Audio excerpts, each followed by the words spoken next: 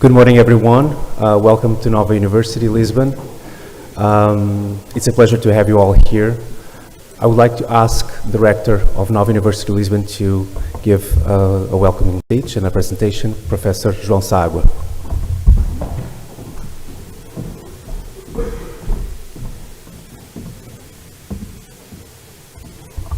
Começam com o coisa? Not with the video? The video? Yeah.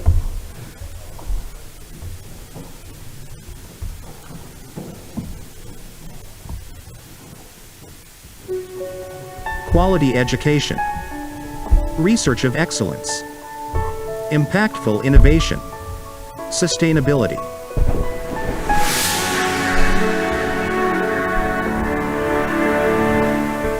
Nova is a university scattered across the Lisbon metropolitan area that provides quality education, research of excellence and impactful innovation in almost all areas of knowledge. Together with the universities of Évora and Algarve, Nova created the South Campus to support the sustainable development of the south of Portugal, focusing on 4 areas: cities, agriculture, ocean, and cultural heritage. Nova is a Portuguese university but proudly European. By joining the EUTOPIA European University, Nova became part of a multicultural university confederation of 10 interconnected campuses that will change higher education in Europe. Nova aims to become increasingly more global, and that includes expanding into other geographic areas. With the opening of a new campus in Cairo, Nova became the first Portuguese university to have a campus outside the national territory.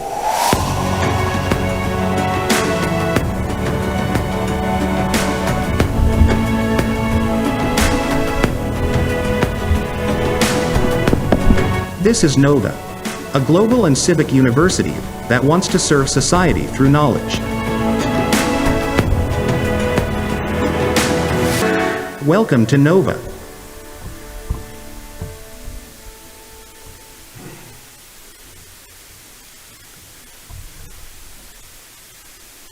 Okay, so good morning, everybody. This was just to try to impress you, and and I hope they did the trick because they are a fantastic team. A warm welcome to our EUTOPIA partners. Please consider Nova campuses also as your southwest campuses. Be sure that they are part of our European University Alliance. Thank you for coming. A special thanks also to our Minister of Science, Technology and Higher Education, Professor Elvira Fortunato, who gave us the honor and the pleasure to be present at this open ceremony. Greetings to the vice rectors and pro-rectors, and many thanks to the deans of the schools for your presence, also to other colleagues that are here. The engagement of the schools, and I'm talking about Nova schools, of course, of the academic departments and the research groups is critical for the success of our alliances. So I'm counting on you. One of the purposes of this EUTOPIA meeting in its visit to Lisbon is for the other 9 partners to become to know a little better Nova University. So my welcome speech will immediately morph into a very short and unpretentious presentation of Nova University Lisbon. I will do that with 3 specific focuses: the areas of mission, the already existing collaboration with utopian partners in those areas, and Nova general transformation strategy that is already ongoing and that is going to stay for the years to come. So, the mission and the vision, you know it already from the fancy video clip. Suffice to say that by global we mean international in all our areas of mission: education, research and innovation, and by civic we mean with local, national and regional impact on society. We are proud to be a community of almost 26,000 people, open. Oh, sorry. What is happening here? Okay. Yes. We are proud to be a community of almost 20,000 people, open, diverse, and attracting talent, and helping talented people to develop their academic and life projects. Is our values: academic freedom, honesty and responsibility, pursuit of excellence, and solidarity and sustainability. We are divided and united in 9 schools, so that makes Nova a comprehensive university. You have there the names of our schools. I'm not going to enter into that right now.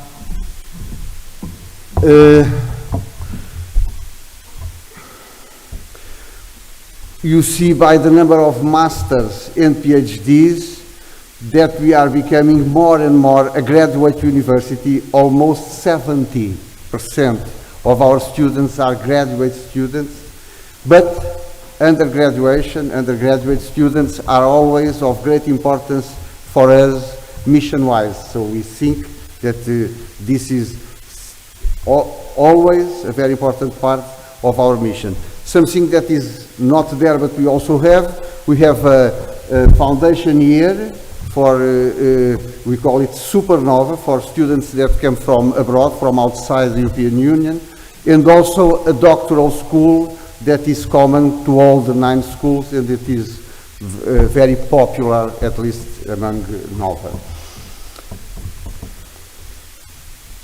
As I've said, I think it is interesting to include some information about the already existing relation between Nova and our EUTOPIA partners. So we had 2 study programs, but unfortunately they are finished now. They were funded by Erasmus Plus, but you see, you have there the mobility charter, and it includes student, academic and non-academic staff. You see some interesting activity with Ljubljana, Dresden and Babeș-Bolyai, and of course you see that there is space for progress in all corners, but this was previous to the alliance was set.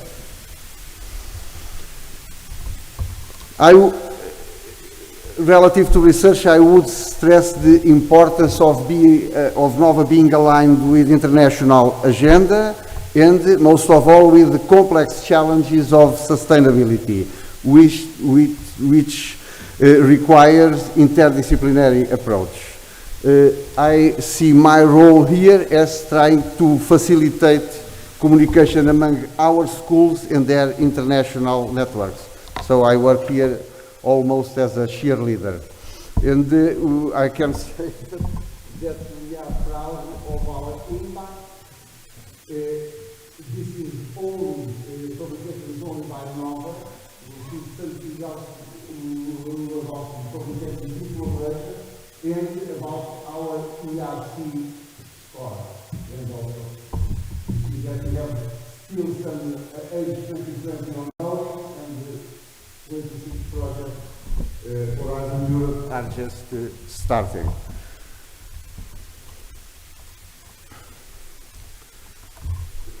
This is the collaboration, the co-authorship between Nova researchers and researchers from the Utopian partners. You see that it's very different among them, but that the impact factor doubles every collaboration, and that there are very interesting collaboration with already with some universities, namely Brussels, Gothenburg, Pompeu Fabra, Warwick and Dresden, but of course there is plenty space to progress. This can only be done via the engagement of the schools and their research groups, and as I've said, and I will repeat it, it is here, it is perhaps a very good place to start, because people know already and they publish already. Innovation. The third mission, we are very proud of our startups. We have a unicorn in the IPO. See the millions of fundraising that all together they managed to get already. But I would here say a few words about CoLabs. CoLabs is an initiative of the government that brings together municipalities, corporations, other institutions of social society, and academy. The idea is to have, let us say, the agenda, the collaborative agenda is outside, always outside the university, and has to do with some bottlenecks relative to the development of some specific, let us say, projects. Then the universities come in, they get together with the other partners, and they develop some new solutions to these bottlenecks or to these problems. Just to give you a very short example, they are not collabs. They have a physical, of course, they have a physical structure, and they are not supposed to be landed in Lisbon or in Porto. Some of them are, but mainly they are supposed to be scattered in the less demographic dense regions. Just to give you an example, we have a collab with the German Bayer and the German Syngenta. Both are very important corporations, with the associations of Portuguese agricultures in the area, and it is down at south at Alentejo, with the municipality of Elvas. The CEO of the collab is here, by the way, and they hired already more than 30 researchers from outside the university. So now the mayor has a problem where the houses for those researchers, they all have PhD. Many of them are not nationals, and schools for their kids. And so this is a very good problem for a mayor of a municipality that is in the interior to have. Our ongoing strategy, I will just mention 5 axes around which it pivots and 4 interdisciplinary platforms. But very important, and it is the third and last time that I'm going to say this here. What I don't have time to do here is to present you the development plans, the development strategy that each of the 9 schools of Nova University has, and of course they are critical for the development of the whole university, and also for the way we intend to participate.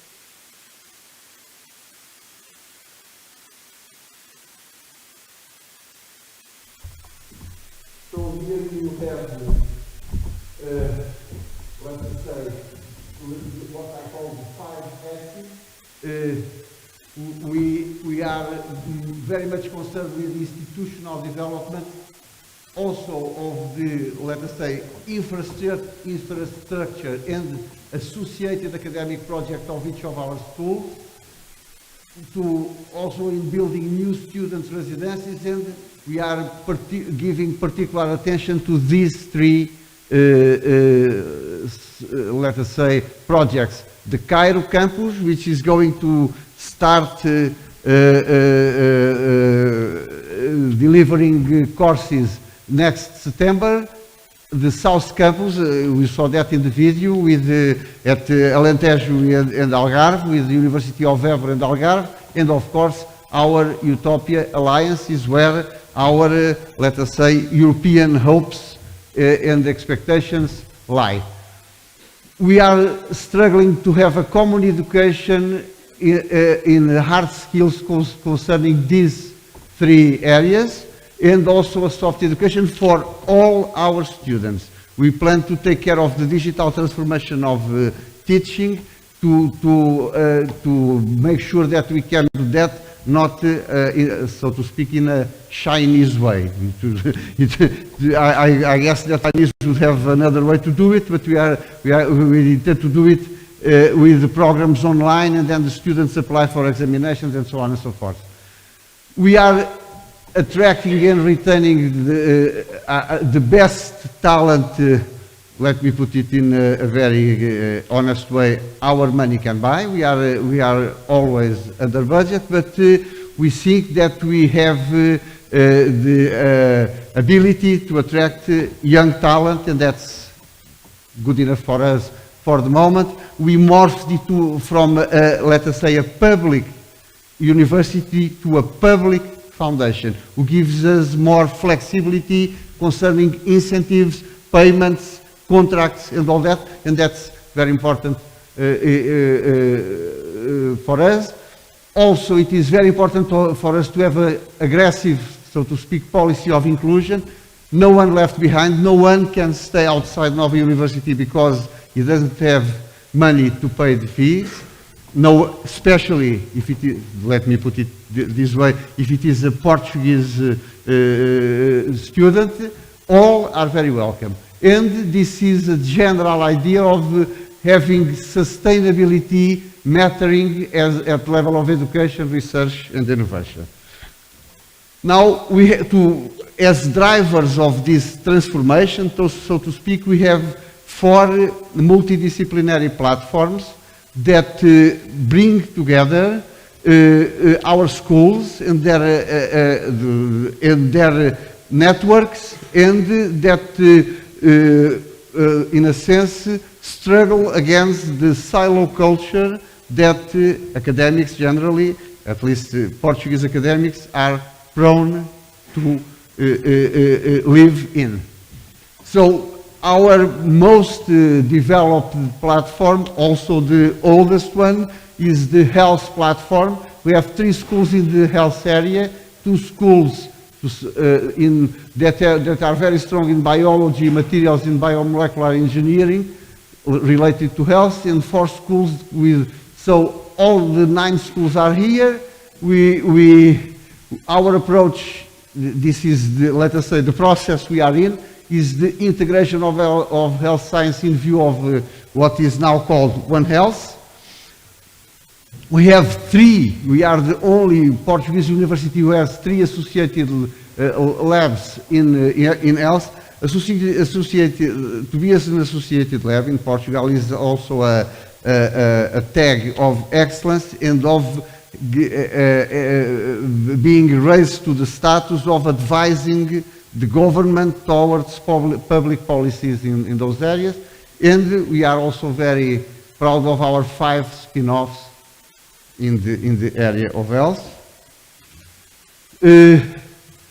More recently, we submitted, also we have 2 collabs. I told you about collabs already, the one at Elvas, but this is another, those are another 2. And we submitted a teaming project with Max Delbruck University Center for Molecular Medicine, and we are shortlisted. The final news in September, I expect to be, or I hope to be, good news. Also, we have a sustainability platform, but you are going to hear more about it after coffee break, so I will not linger on it. Suffices to say that we consider 3 main pillars. For us, sustainability is not only environment. It is environment, but also society and health, and they have separate, although interlocked, agendas. We are very excited with this project. It is a platform also that brings together art and technology in Nova. The 2 largest schools are the major stakeholders of this platform, the School of Science and Technology and the School of Social Sciences and Humanities, but all schools at some point will collaborate. The mission is to promote innovative ways in which art and its interface with technology can tackle societal challenges. I wish I had time to say more about that, but I don't. Just let me say that also it is open to local communities. We are going to have what it is called a street lab that can take projects proposed by young people all around and develop it at a very high quality level. It was a former political prison. Here it is the facility. It is just on the other side of the river, facing Lisbon, and nearby our School of Science and Technology. Now we are developing a Horizon 2020 project called T-Factor. The subject is Art, Technology and Citizen Participation as Drivers for Collective Urban Transformation. And those are our main partners. We have others in this project. Also, I foresee potential partnerships, not for this project, but for the projects to come with these Utopia universities, because I talked with rectors, so I'm not excluding any others. If all who want to participate, I will be delighted, but those I have some talks with them. The last platform I'm just finishing, it is Nova Tourism and Hospitality platform. We are not entering, and I will repeat, not entering in the core business of tourism, but tourism is a very important activity, economic and social, for Portugal. So what we intend to do here is to let us say, to promote a multidisciplinary approach and to bring novel best knowledge at the service of tourism and hospitality. Let us say, from digital to health, from heritage to management. So this is what we intend to do here. We also have a co-lab here, recently approved, on Portuguese gastronomy. Yesterday you already have a taste of it, I think. And the nutrition. I will not comment on the nutritional aspects of yesterday's dinner, but okay. And it is not in Lisbon, it is in Oeiras municipality. Also, it is based on 3 pillars: innovation labs, micro-credentials, what we call the training, and startups. Thank you.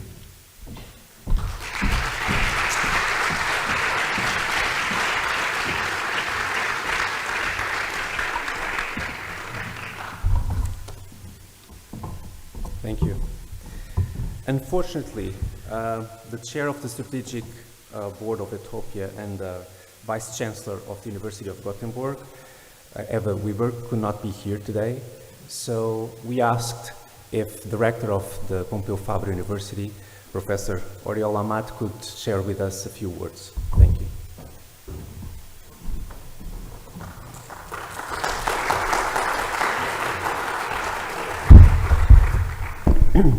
Bon dia, good morning. Excellency Minister of Science, Rector of Nova University, Rectors of the Utopian Universities, Vice Presidents, Project Managers, Deans, colleagues and friends. I will say a few words on behalf of our President, the Vice Chancellor of the Gothenburg University, Professor Eva Weiberg. Thank you very much, João, for the warm welcoming words and for inviting us to Lisbon and Portugal. Portugal for me is one of my preferred countries, together with France and Italy, and I've been in almost all parts of Portugal except Algarve. So I've seen that you have a campus in Algarve, so I suggest organizing an event in summertime in Algarve. Yesterday we had a wonderful dinner with Fado lectures, so I'm sure you will provide micro-credentials to us in connection with Fado. A couple of months ago, we visited UBB in Romania, focusing mainly on the Ukrainian war. And that visit and the meetings we had with Ukrainian students and other faculty members of UBB, we had the opportunity to realize the importance of the European initiative of European universities. We are building a common future. This means academic freedom, but also institutional autonomy. The utopian values that we think that will be an essential part of this European university. The utopian values are digital transition, green transition, diversity, inclusiveness, gender equality, cooperation. And these, we believe, are the main characteristics of this European university we are trying to build. An European university is a dream, of course, a long-term dream, but by the other hand, it's a reality by now. This alliance, the EUTOPIA Alliance, has some realities by now. As João has explained in connection with NOVA, NOVA is a university focused on knowledge. The EUTOPIA Alliance is also an alliance focused on knowledge. This means creating knowledge through research. The utopian universities have more than 900 research groups, 900. But apart from creating knowledge, the EUTOPIA Alliance wants to transmit this knowledge to society through programs. The utopian universities have more than 250,000 students. And by now, I have mentioned that we have some realities. While we are in the way to build this European university, we have some realities. There are some joint programs between our universities, and also the rector of NOVA has explained that there are some different projects going on in the different faculties of NOVA. This is the same for all our 10 universities. And our universities have more than 20,000 PhDs. So that's really important. The EUTOPIA Alliance is one of the 41 alliances in Europe. And now we are very happy that we have this year 4 additional members of EUTOPIA, and we are very happy. As 2 months ago we visited the UBB. Today and tomorrow we are visiting NOVA. In September we will visit Ca' Foscari in Venice, and in December or maybe next year we will come to Dresden. So Utopia is a dream, but it's also a reality, and I'm sure that we are enjoying the process, and this is the most important. So at the end we will have a European university, but in the middle, in the process, we are enjoying the process. I'm talking not only about fado and dinner and so, but all the activities we run. So thank you again for having us. Thank you very much to all your team, João the first, João the second, Federico, Sara, and all the other colleagues of NOVA. We feel at home, and we are very happy to be here. So thank you very much for having us. Thanks a lot. Obrigado.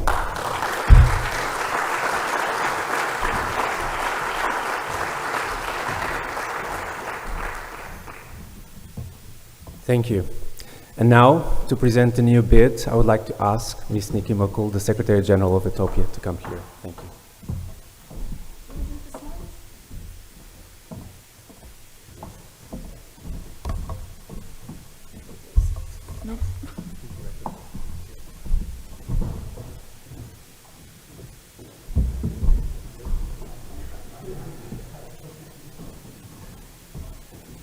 Okay.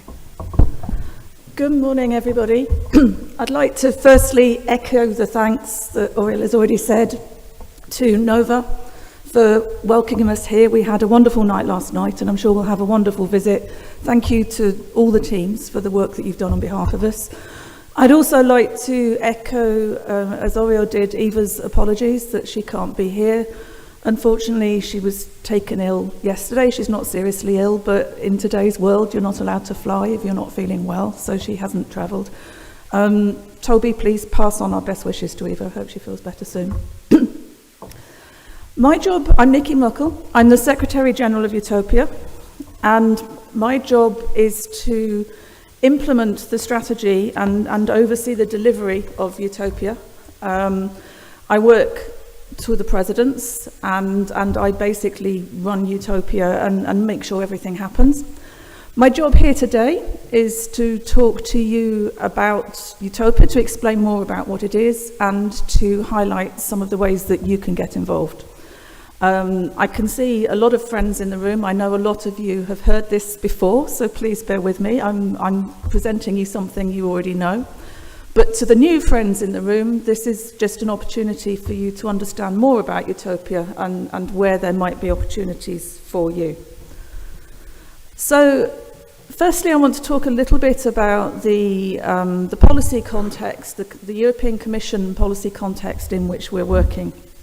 So, the European Universities Initiative, the first idea came from a speech by Macron in Sorbonne in 2017, I think it was. That's a long time ago now. We were actually in Paris when he made that speech, talking about collaboration between universities, so we were excellently placed to respond to that initiative.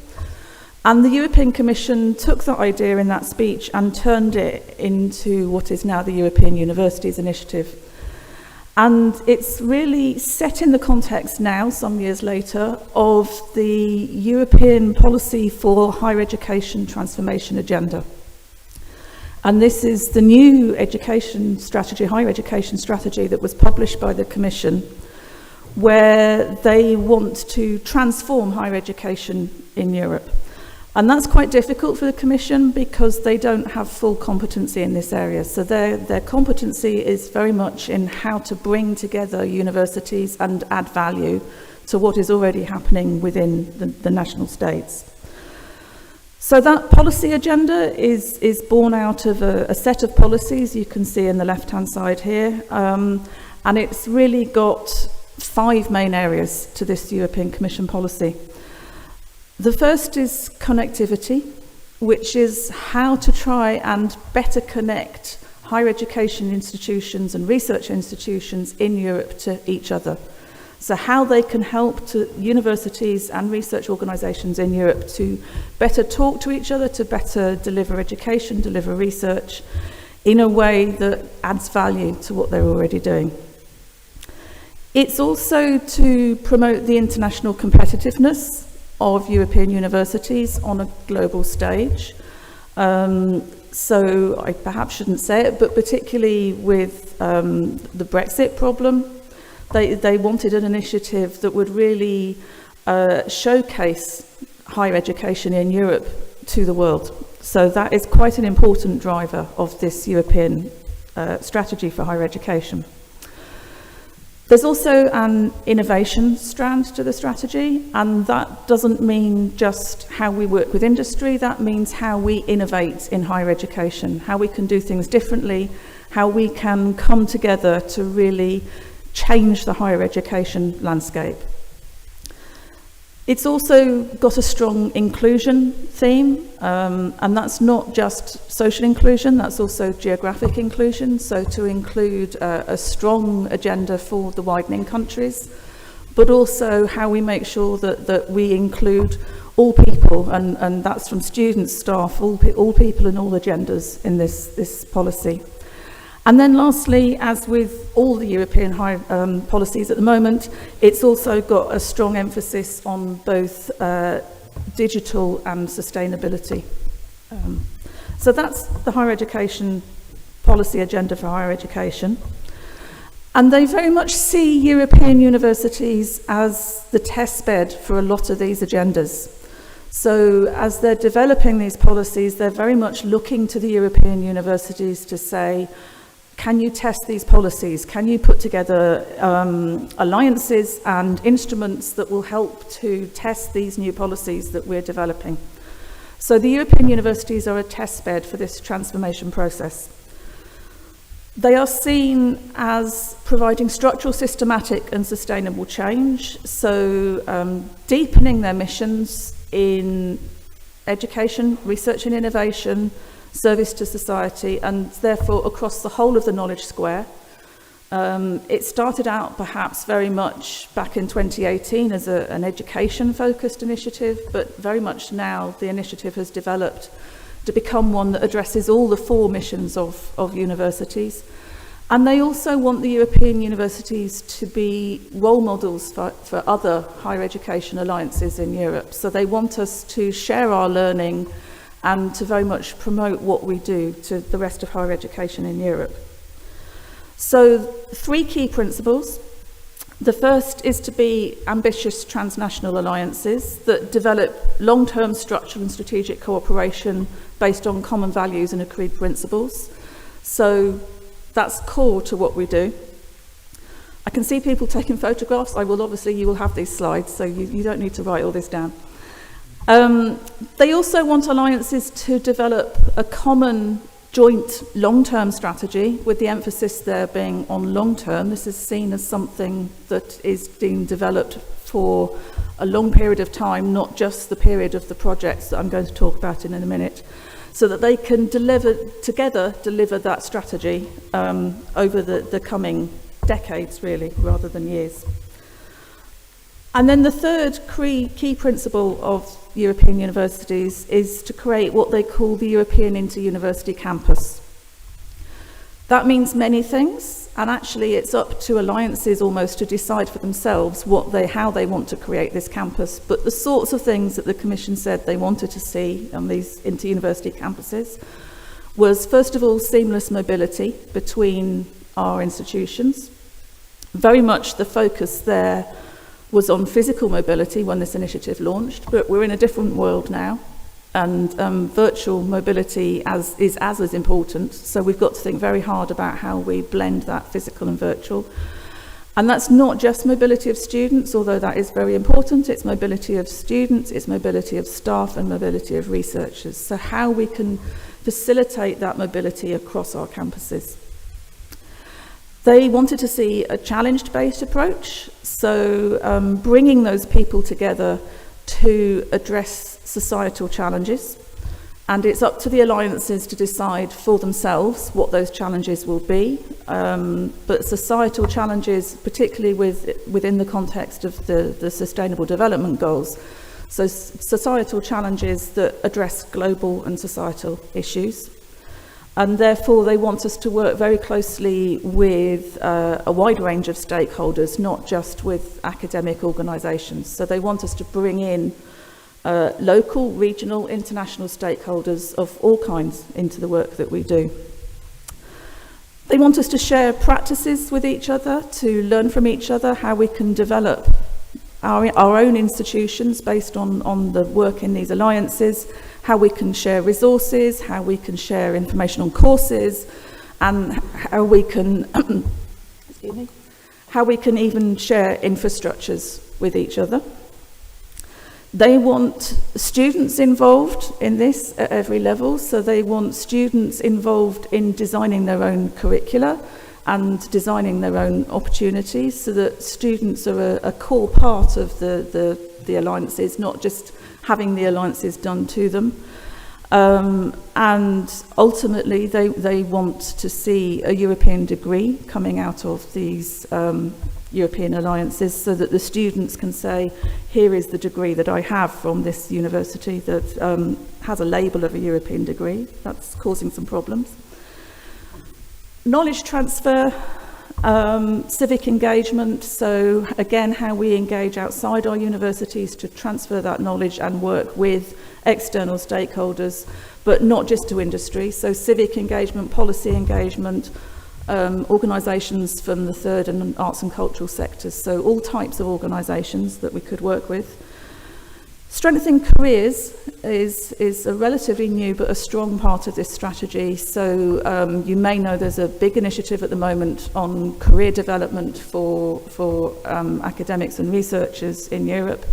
And again, they want alliances to really test some of those models about how we can develop those careers. Regional innovation ecosystems, so there's a bit of a buzzword there around ecosystems and how universities connect with their local ecosystems. And again, there's different words here, but some say local, some say regional, some say national, it can be international. So how universities really become beacons of their local ecosystems, and how they can help to connect those different ecosystems to each other. So not just how our individual institutions connect with our ecosystems, but how through the European University we can then connect those ecosystems to each other. And then last but not least, social, economic and cultural diversity is a strong pillar of the strategy. So the Commission has created so far 41 European universities. EUTOPIA was one of the first 17 in the first call. And then there were a second round which awarded 24. And in the funding round that's ongoing at the moment, they hope to expand that in the next few years to 60 alliances. So the medium-term aim is to grow from 41 to 60 alliances. And as I said, these are across all the four corners of the knowledge square. And we have had pump priming funding. I'll say more about that in a moment. We've had pump priming funding to get started, which is what we're delivering at the moment. But they expect this, as I said, to be a long-term initiative. So the Commission are talking about new instruments and how they can develop a funding instrument for European universities for the long term that brings together education, research. That's quite difficult. That's different Directorate Generals, but also other types of funding for European universities.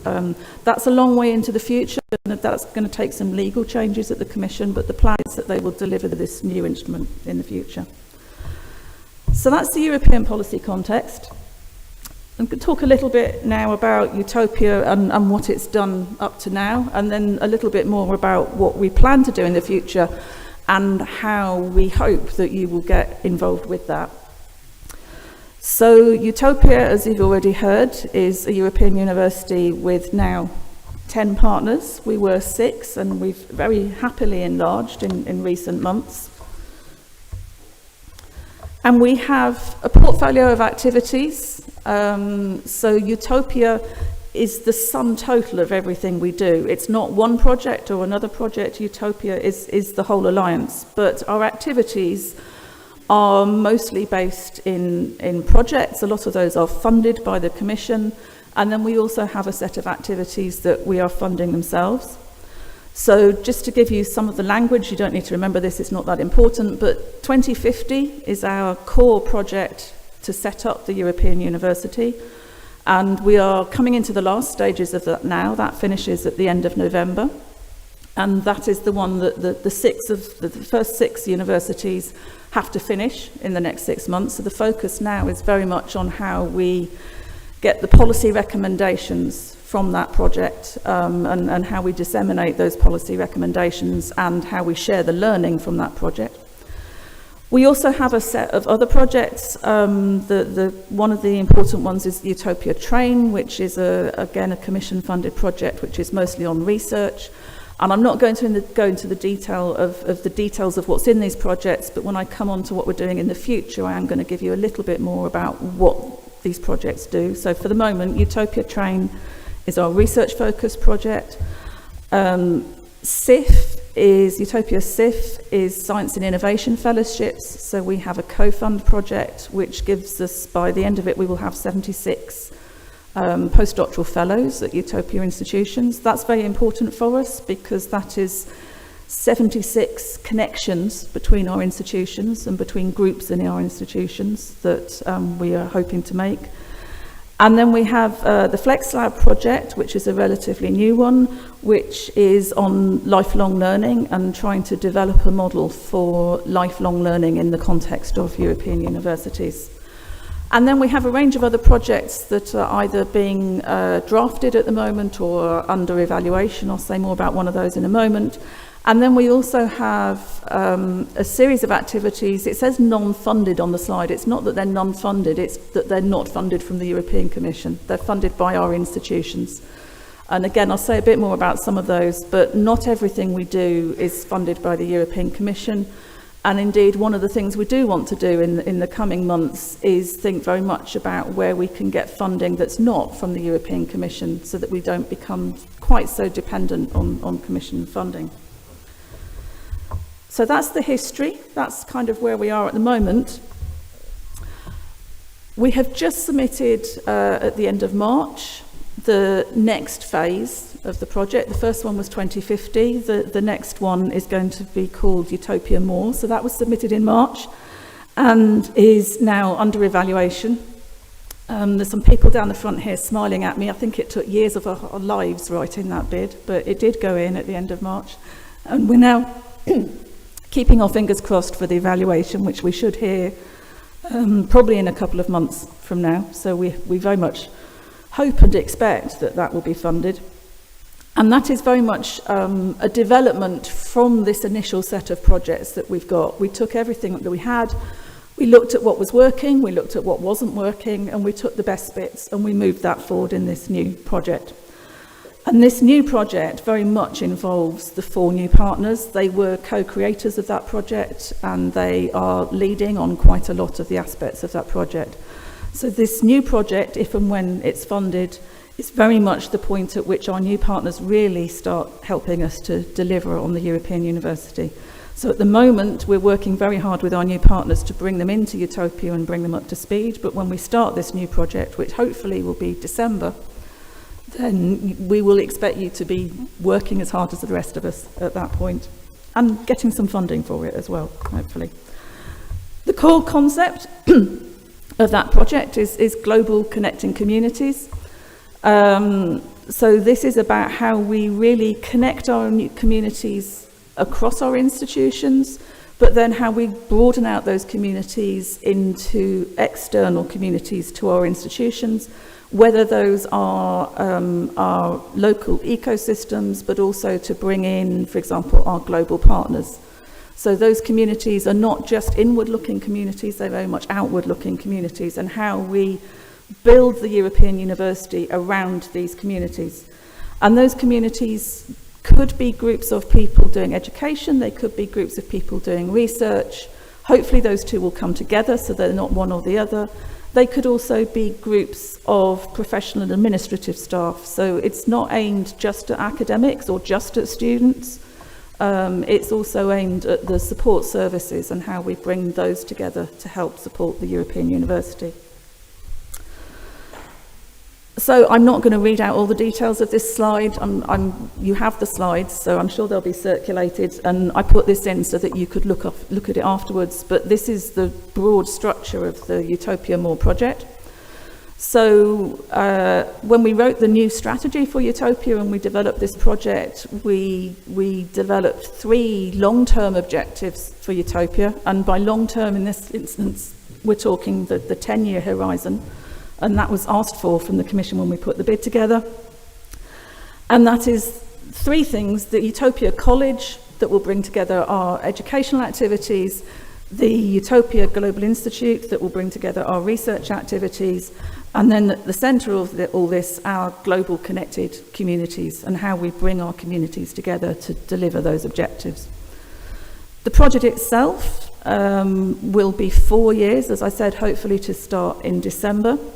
And it is built around these 6 key areas. So in the middle of this, we have, as I said, our connected communities, and we have a series of activities there to develop the way in which our people work together and how to support them to work together. So we have policies and strategies and tools and instruments that will help our communities come together and create the right working environment for those to collaborate.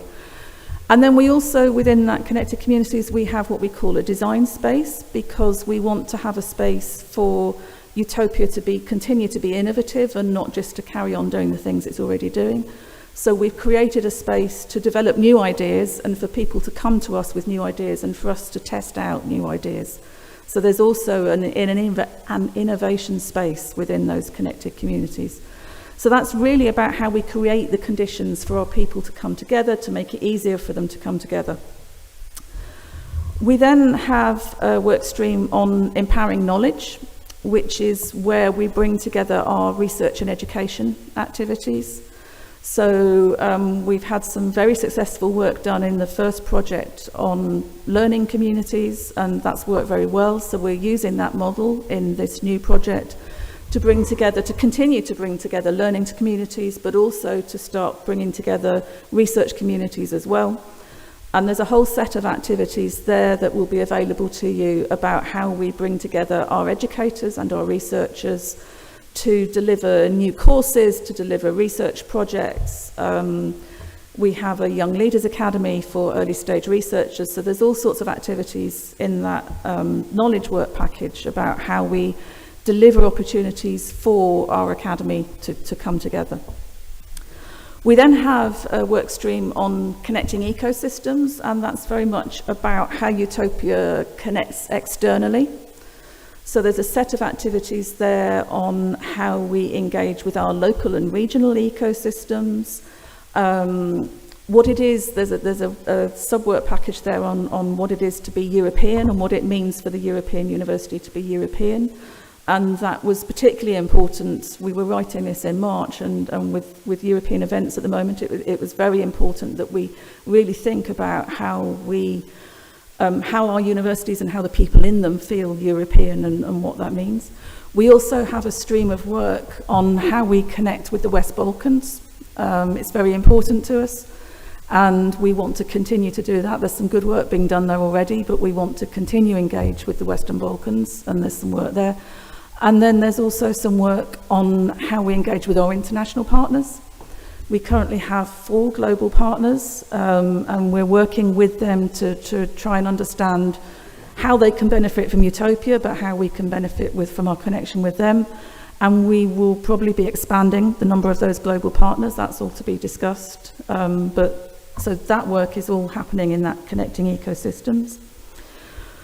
We have work on management and governance. It's quite tedious, it is quite boring, but we have to have ways in which we govern the alliance that does not that does not impede on the way in which our organisations are governed. There's a lot of laughing going on the front row here. I'm sure that you don't really enjoy governance. I know it's your job. We need to think about how the alliance is governed. We are a confederation, and that means that our institutions remain autonomous, but the alliance, Utopia, leads on the things where we come together, and we need to make sure that we have a governance process and a management process for Utopia that retains that autonomy for our institutions, but also delivers the joint collective effort as well. Sustainability also is very important for us in that context, and by this I mean the future of the alliance. We have to think about how we are funded beyond the European Commission funding. We have to think about putting in structures in place that meets this long-term agenda for alliances. We have a work stream on providing tools, so the underlying tools needed for our communities to come together, so mobility, whether it's physical or digital, a digital work stream, because that, excuse me, I'm going to get rid of it. A digital work stream, because that has become much more important for us, and then also setting up the central office.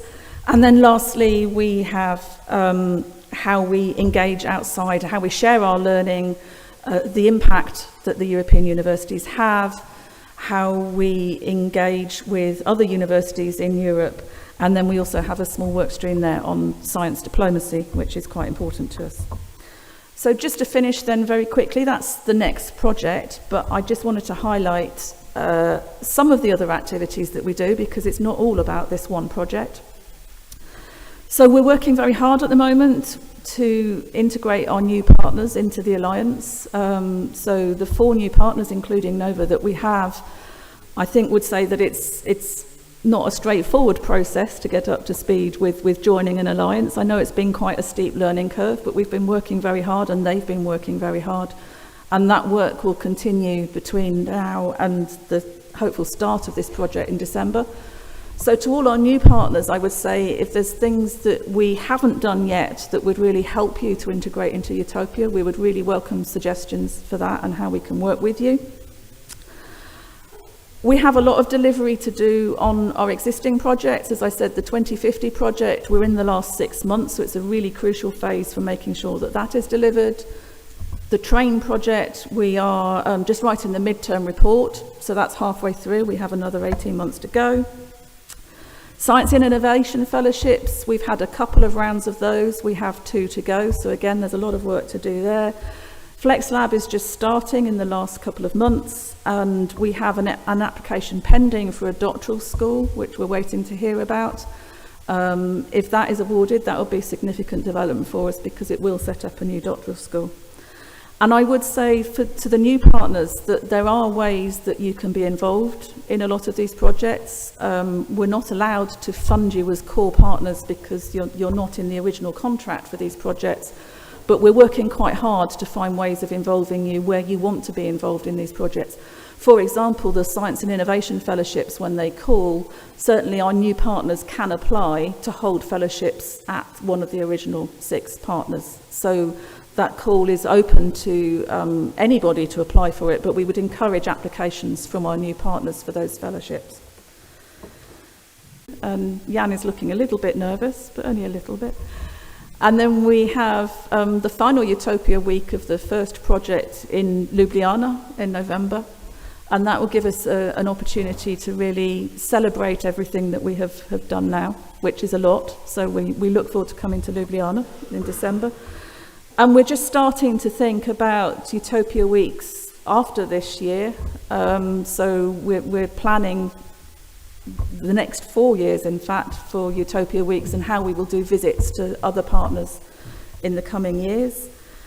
We have a load of non-bid activities. So, for example, we have our institutions are funding a co-tutel, a PhD co-tutel program, which several of the new partners are already involved in. So we welcome, not all partners, it's not compulsory, but if partners want to be involved in that co-tutel program, we very much welcome that. And we also not only welcome but encourage bilateral collaborations between our partners. So Zhao put up a slide earlier about some possible bilateral collaborations, but we very much, not everything we do has to involve all 10 partners. So we very much encourage our academic staff and our academic staff and our researchers to talk to each other. If there are people in other institutions that you think you would like to talk to, then get in touch with us and we can connect you to people in our other organisations. So it doesn't always have to be about the 10. And then the slide I will leave you with are just some of the ways in which our communities and our academic departments can get involved. So the learning communities I mentioned earlier are running in the first project to bring our educators together, and they have very much opened up to our new partners. So there are opportunities there to be involved in our running learning communities and our collaborative tour offerings. As I said, there are opportunities in research with the PhD program, with the postdoctoral fellowships, and we're also running research visits and a pump priming program, which, although they can only be led by the first 6, they can certainly involve the new partners as well. All 10 partners have signed a mobility agreement, so we're looking at student mobility and staff mobility between our institutions, so there will be opportunities there. And we also want to provide shorter term opportunities for mobility between our organisations. And then we also lastly have a whole range of activities led by our students, which is important. So the students have set up their own think tank. There's a Utopia Student Conference, and they have commissions. So there are opportunities for a lot of opportunities for your students to be involved in extracurricular activities as well. And then lastly, we're just starting a process, and I'm looking at Toby here, about how we bring together the deans of our faculties. So how we can start to bring together our schools and faculties at that level and start connecting people to each other across the 10 to see what work they can do together. So I'm going to finish there. That's a very quick run through Utopia, and the message from me is, if you're interested in knowing more, if you'd like to get involved, please contact us or contact the people in your own institution or in Nova. Zhao's nodding at me on the front row. And we would very much like to talk to you and talk through in more detail some of the opportunities we have for you to get involved. So thank you very much.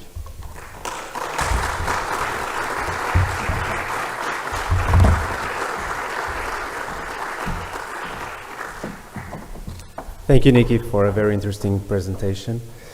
And now it is with great pleasure and the privilege to invite the Minister of Science, Technology and Higher Education, Professor Elvira Fortunato, to give us the closing remarks. Thank you.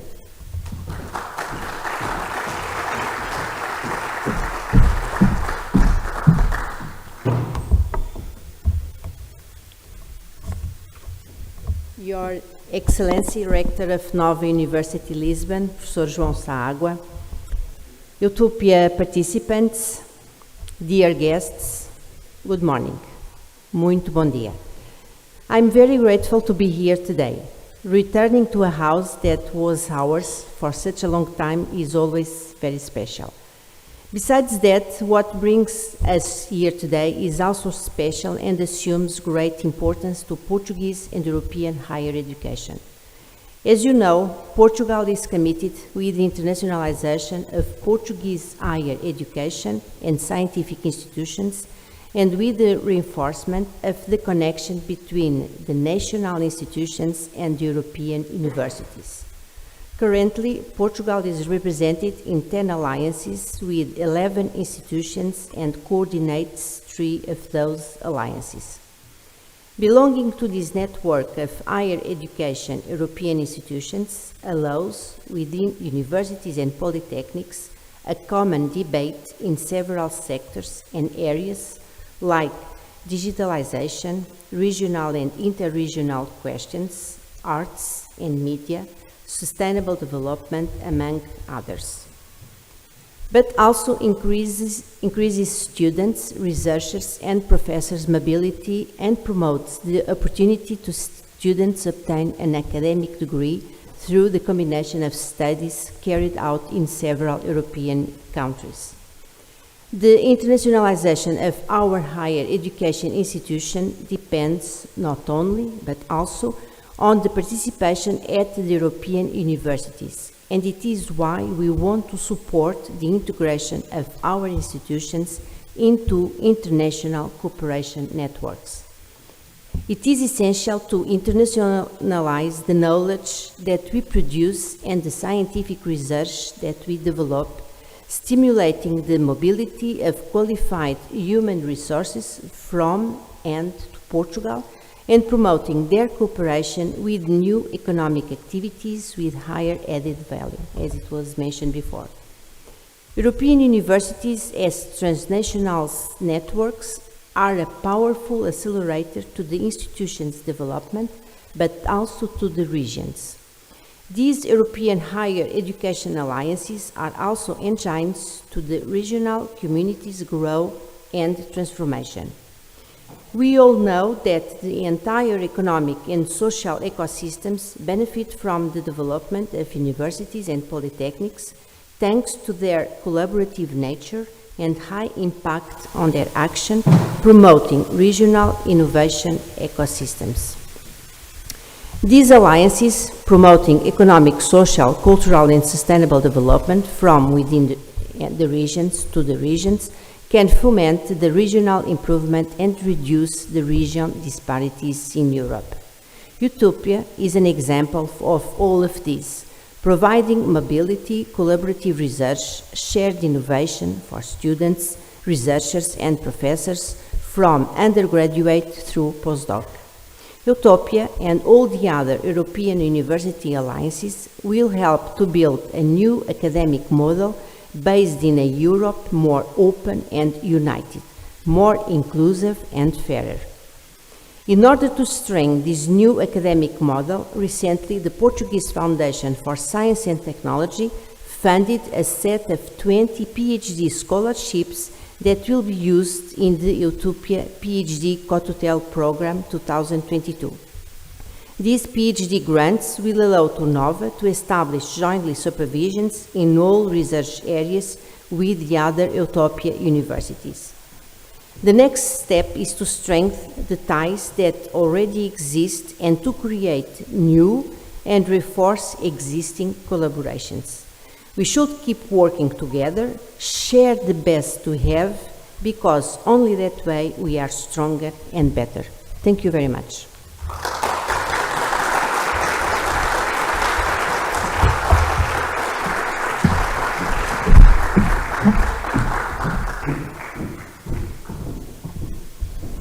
Okay, so I would like to invite you all to a coffee break that is being served upstairs. Since we are a little bit behind schedule, I would like to ask if we could just do it to have a 20-minute coffee break, and then we'll be back here at 10 and 10 a.m. Okay, thank you.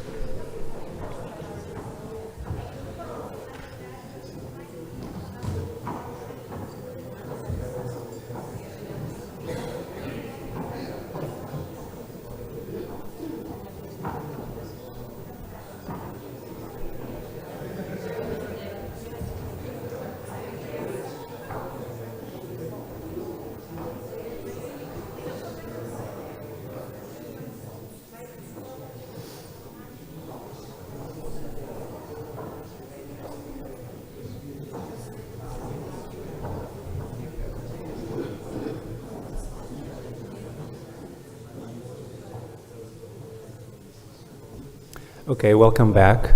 And now to present the Nova for the Globe platform, please welcome Professor Julia Seixas, Pro-Rector for Sustainability.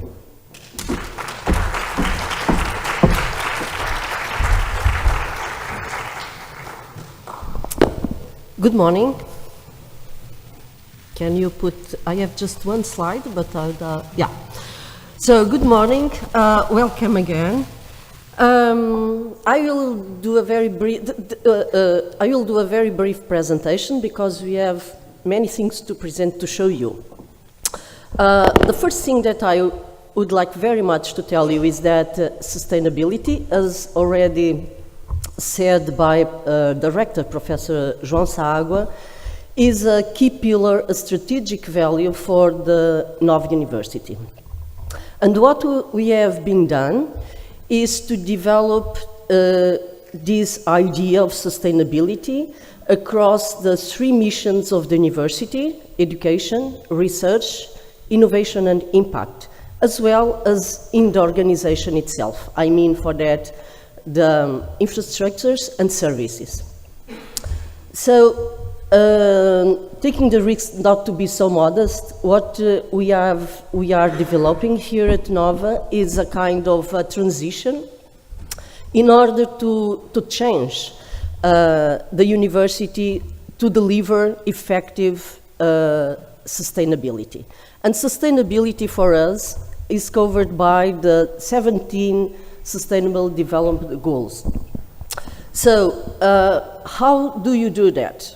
The only way I assume to develop this is with the schools, with everybody, because I strongly believe that sustainability could be a vision, top-down, but every day, to make the deliveries quite real, should be developed bottom-up, with everybody.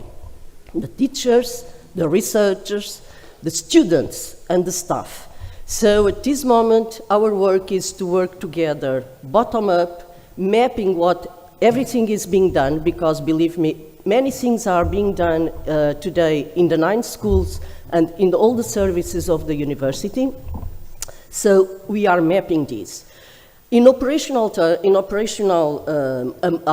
operational model is running through that platform, Nova for the Globe, that has the mandate to develop all the new wave, as we can state. I mean, how can we evolve and transform our education to deliver sustainability?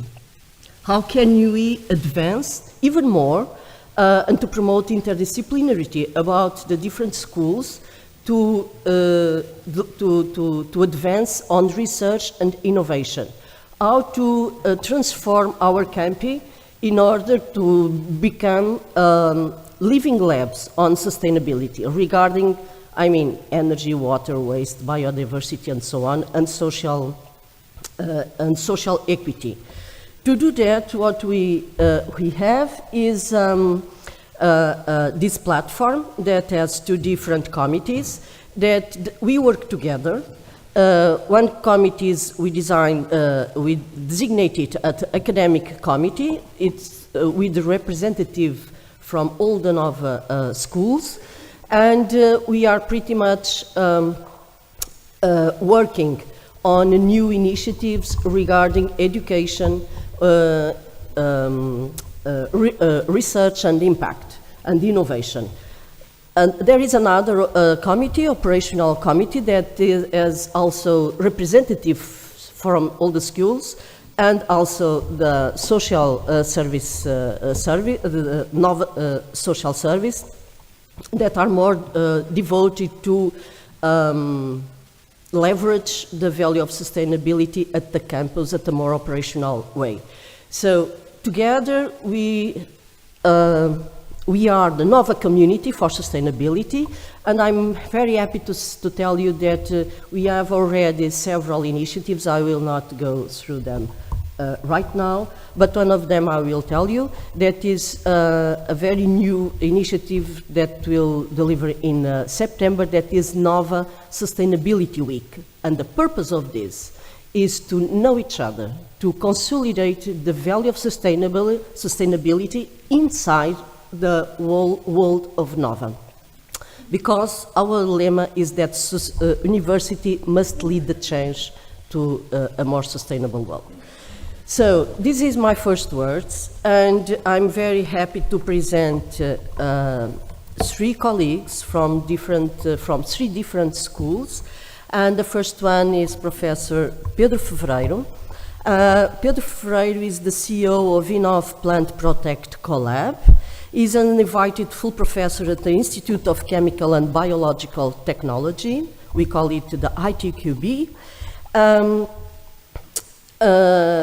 Among other positions, he is also the director of the Plant Cell Biotechnology Lab and professor in the Master of Biotechnology for Sustainability and in the PhD program Plants for Life. Is also a member of the National Council of Ethics for Life Sciences, and his area of expertise includes many things like molecular plant biology, plant biotechnology, and so on. So welcome Pedro Fevereiro, that will present us the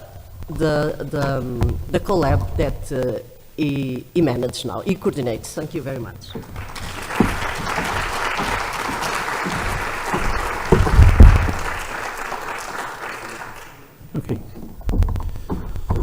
Okay. Good morning to all. It is a pleasure, of course, to be here at this EUTOPIA meeting. My mission here is to briefly describe Innov Plant Protect collaborative laboratory, which settlement was coordinated and is now directed by Nova. And why Nova is involved in different collabs is, of course, to try to fulfill the innovation and impact objective that was mentioned before. Our challenge as a collaborative laboratory is to foster the transition from traditional pesticide uses to protect crops through what we call bio-inspired products. This is the general idea. And I will show you briefly, as I said, what the collab is and how it is structured. So the collab is one of the 35 collaborative labs that was established in Portugal, one of the 7 at low density regions. And you can see it, I'm not sure if I can show you, oh, perhaps yes. You can see it, Lisbon is here, we are about 200 kilometers from Lisbon near the border with Spain.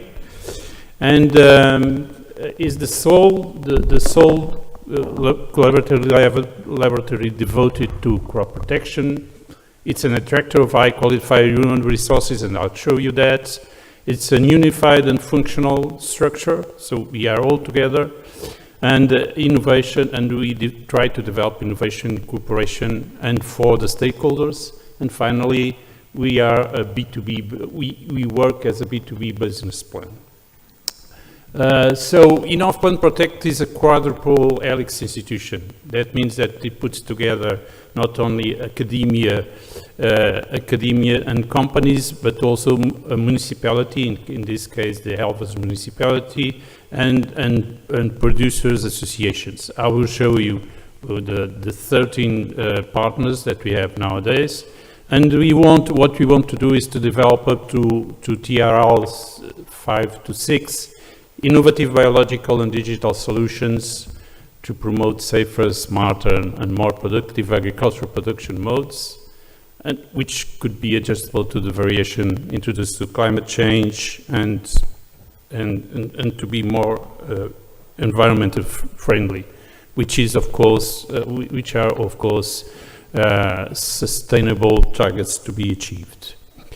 The main objectives, or the objectives, is to go up to proof of concept or prototype, to develop new biopesticides for pests and diseases, new pests and diseases resistant varieties, and in this case we will profit from the genome sequences that we have available nowadays, and to try to manage some of them to achieve our goals.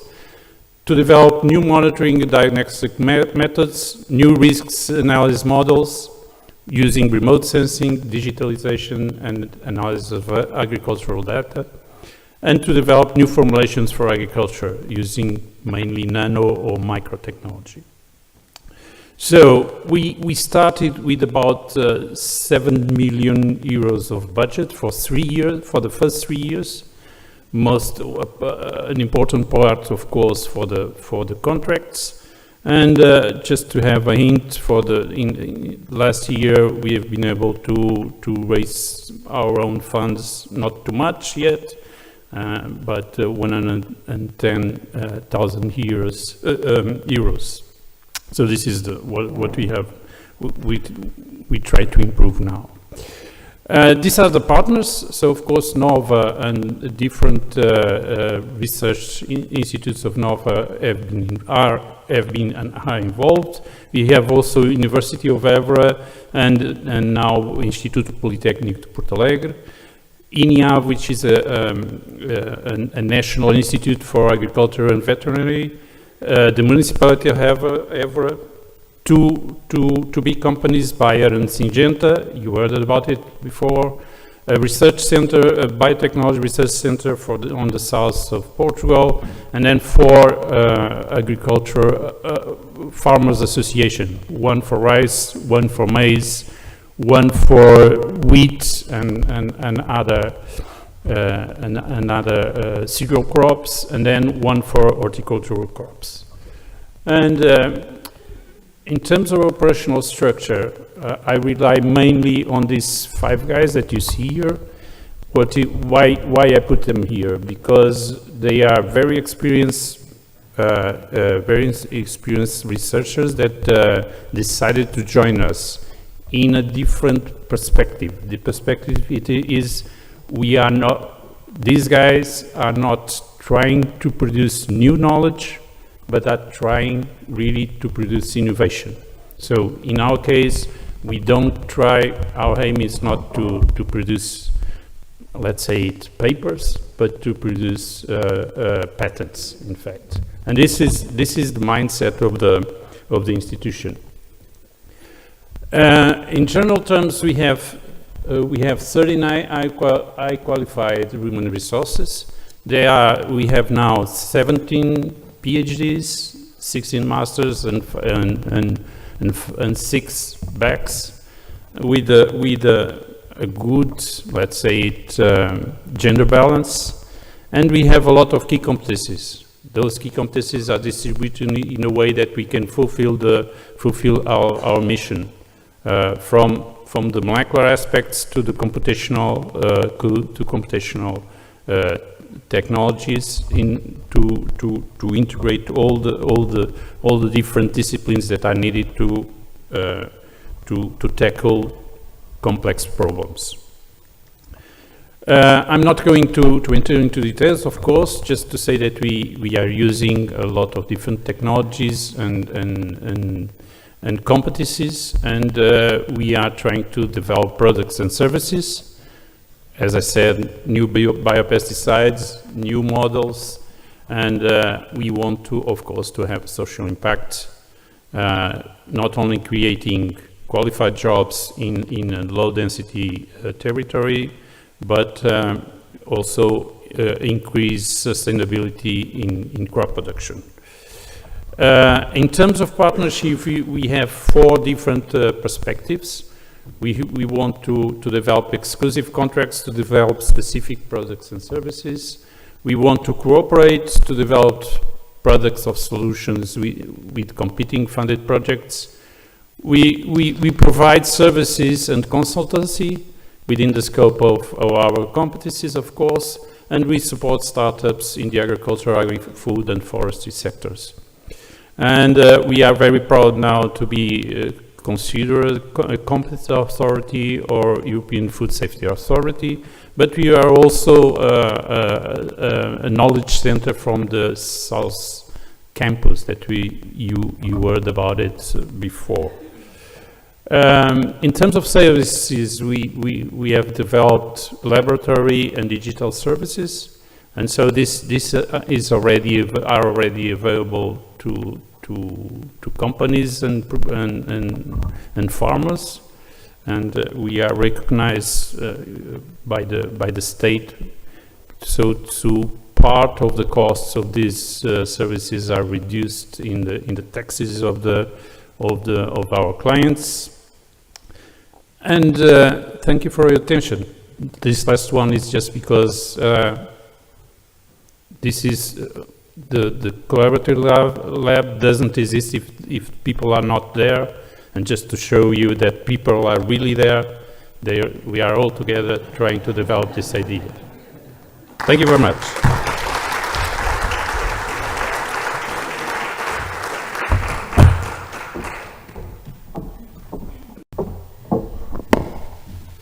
Okay, now we will change the subject, just to show you the high diversity of activities that you have here at NOVA. And now I will invite Tiago Correia. Tiago Correia is an associate professor at the International Health at NOVA Institute of Hygiene and Tropical Medicine. He is the representative from that school in the platform NOVA for the Globe, as well as the International Association of National Public Health Institutes. Tiago assumes the coordination of several courses in public health at NOVA, at Cape Verde, at Guinea-Bissau, and the first MBA in health management in Angola. So very close relations with the Global South, as we used to call it. So his research interests include the theoretical basis of global health, vaccine hesitancy, whatever it means, and the management of epidemics.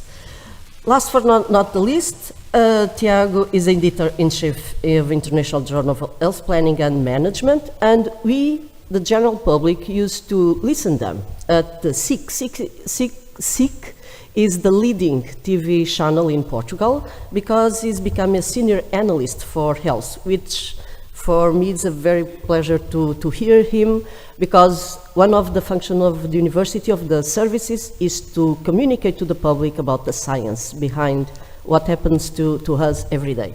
Welcome, Tiago.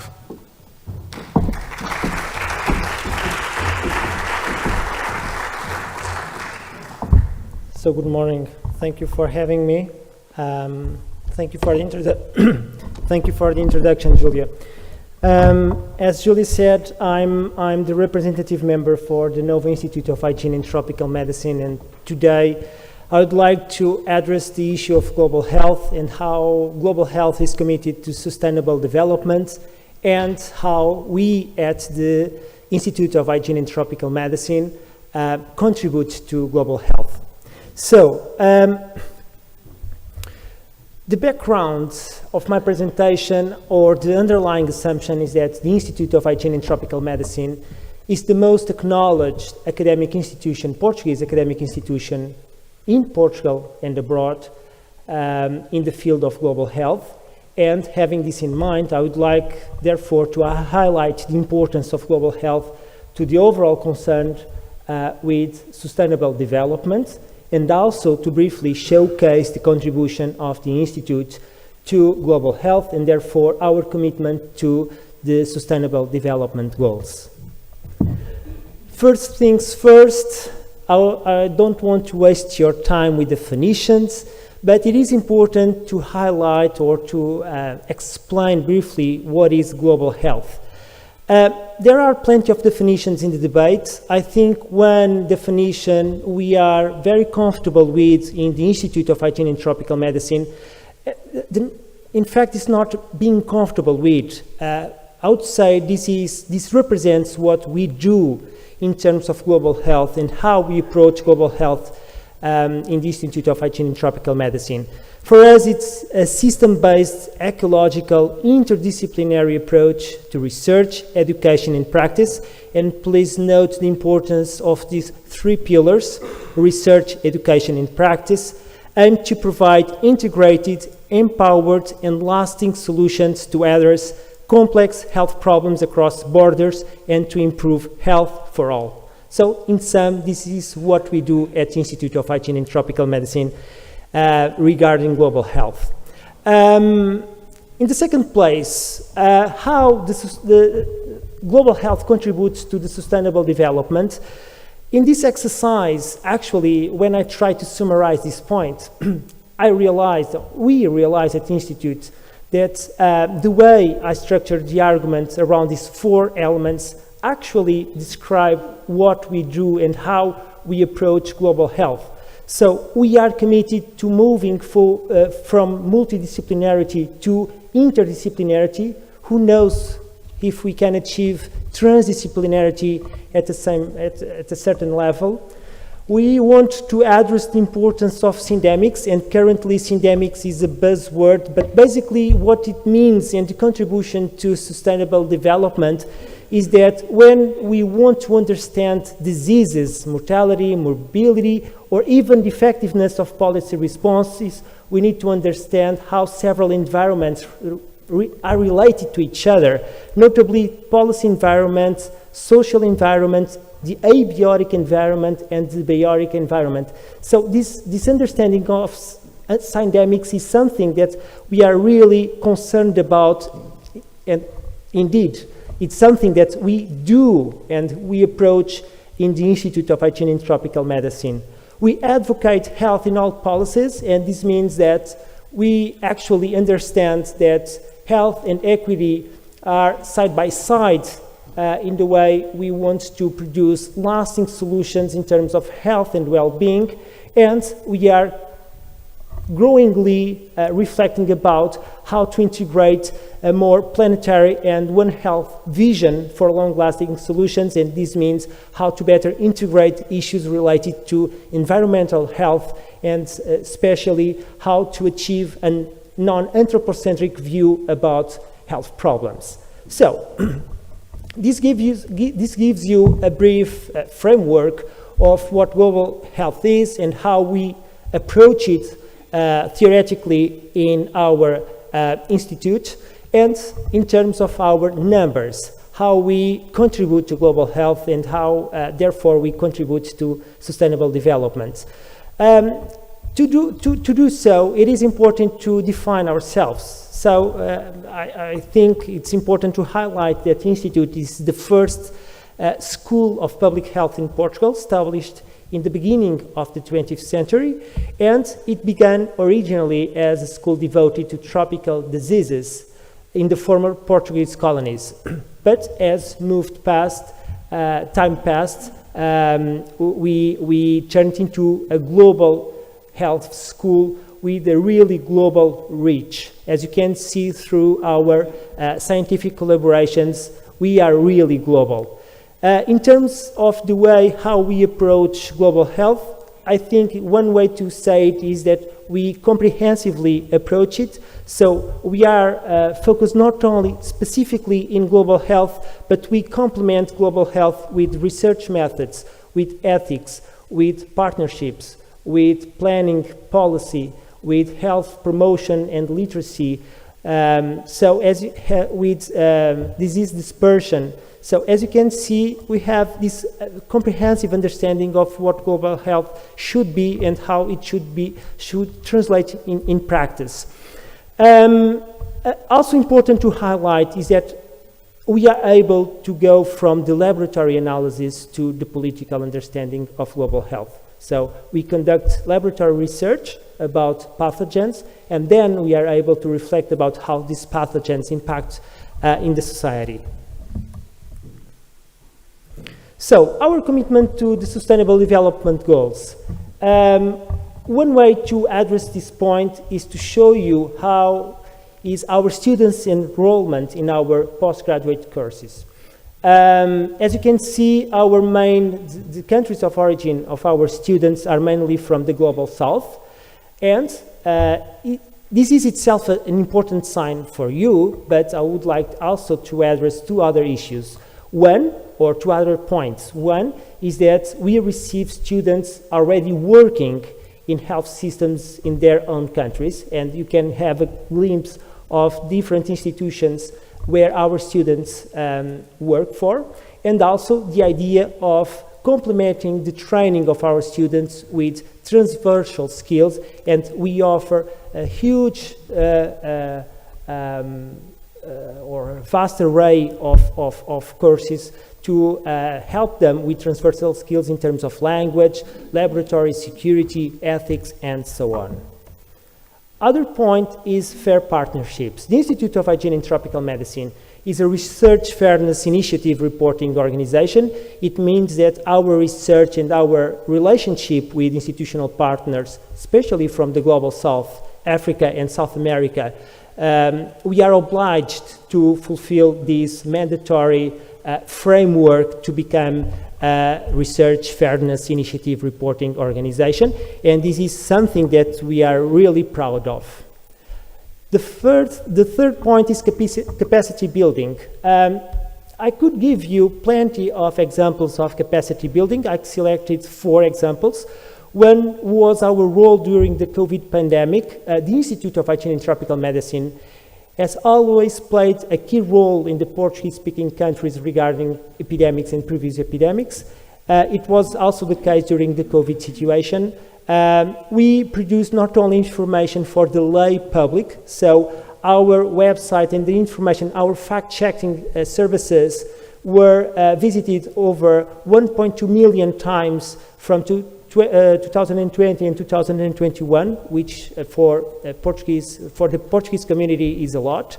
And we also provided a repository for expert audiences. Also important to highlight is that we equipped and helped African countries to equip their own laboratories to conduct PCR testing during the COVID pandemic, and we also provide training, offer training, online training for those technicians to be able to operate those laboratories. We have plenty of courses and short-term courses in those countries also to provide specialized training, non-academic training in specific diseases, endemic diseases, again, in laboratory techniques and so on. And I would like to highlight 2 structures that are hosted in the Institute of Hygiene and Tropical Medicine. The first one is IANDA, which is founded by the European Commission, and IANDA aims to achieve the universal health coverage in Guinea-Bissau by strengthening the governance of the National Health Service and improving human resources for health. The branch of this project has many branches. The health branch is under our responsibility, and you can see some of the outputs we are involved with. So we are contributing also to policy making and to improve health services and health systems in many low and middle income countries.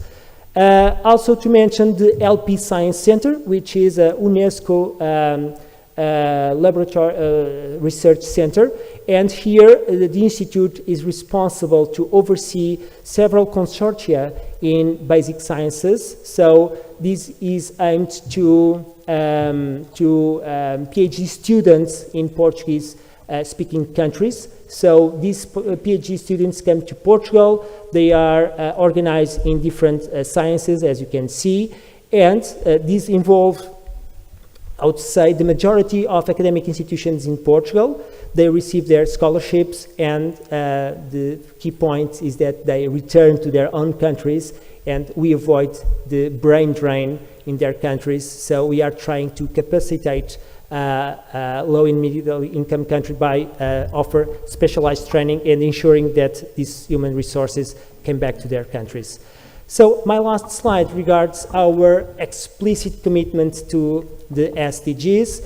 I would say that our core business is around SDG 3, health. I think this is obvious, but this shows you our commitment, our comprehensive approach to global health, and how this translates into practice.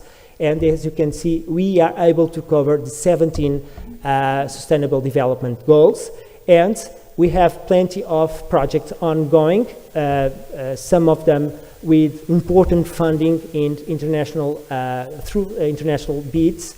And I would like also to highlight one of the 4 structures we have, VISF, which is an in vivo anthropod level 3 security facility that enables us to manage and to produce several pathogens, and this is even very important because we provide these services not only for the our community, internal community at Institute of Hygiene and Tropical Medicine, but we are also looking for partnerships that can benefit from our resources and from our facilities. So thank you so much for having me.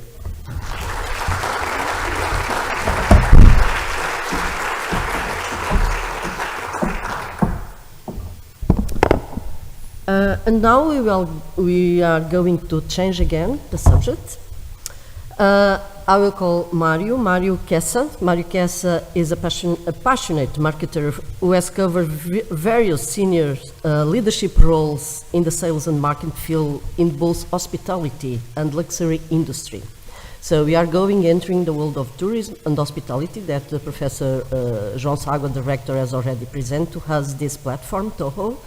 So Mario is playing several roles, a regional director of sales and marketing for the Starwood Hotel Southern Europe, the regional director of EMEA of the Ferretti Group, and his expertise in cross-industry partnerships and his focus on innovative marketing channels has led him to connect industries for the purpose of enhancing not only brand visibility, revenue growth, but also market penetration.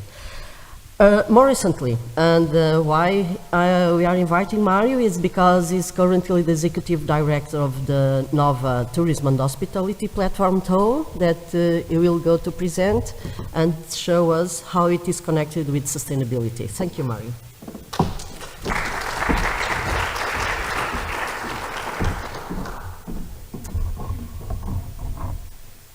Thank you very much. Thank you for having me. It's an absolute pleasure to be amongst a diverse group of colleagues.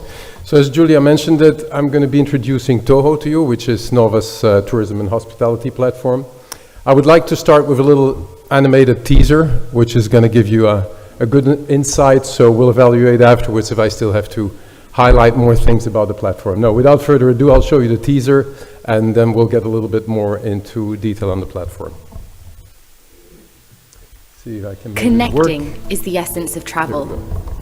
Travel brings together people, cultures, and knowledge. Connecting is also what drives innovation and education. At Toho, we believe tourism and hospitality has the potential to create value for its ecosystem by bridging different fields: science and technology, business and economics, information management, social sciences and humanities, health, law. We address tourism and hospitality needs with a tailor-made, multidisciplinary, co-creation approach based on 3 pillars. Toho Innovation Labs partners with the industry to generate new solutions. Toho Education provides training programs involving different Nova schools.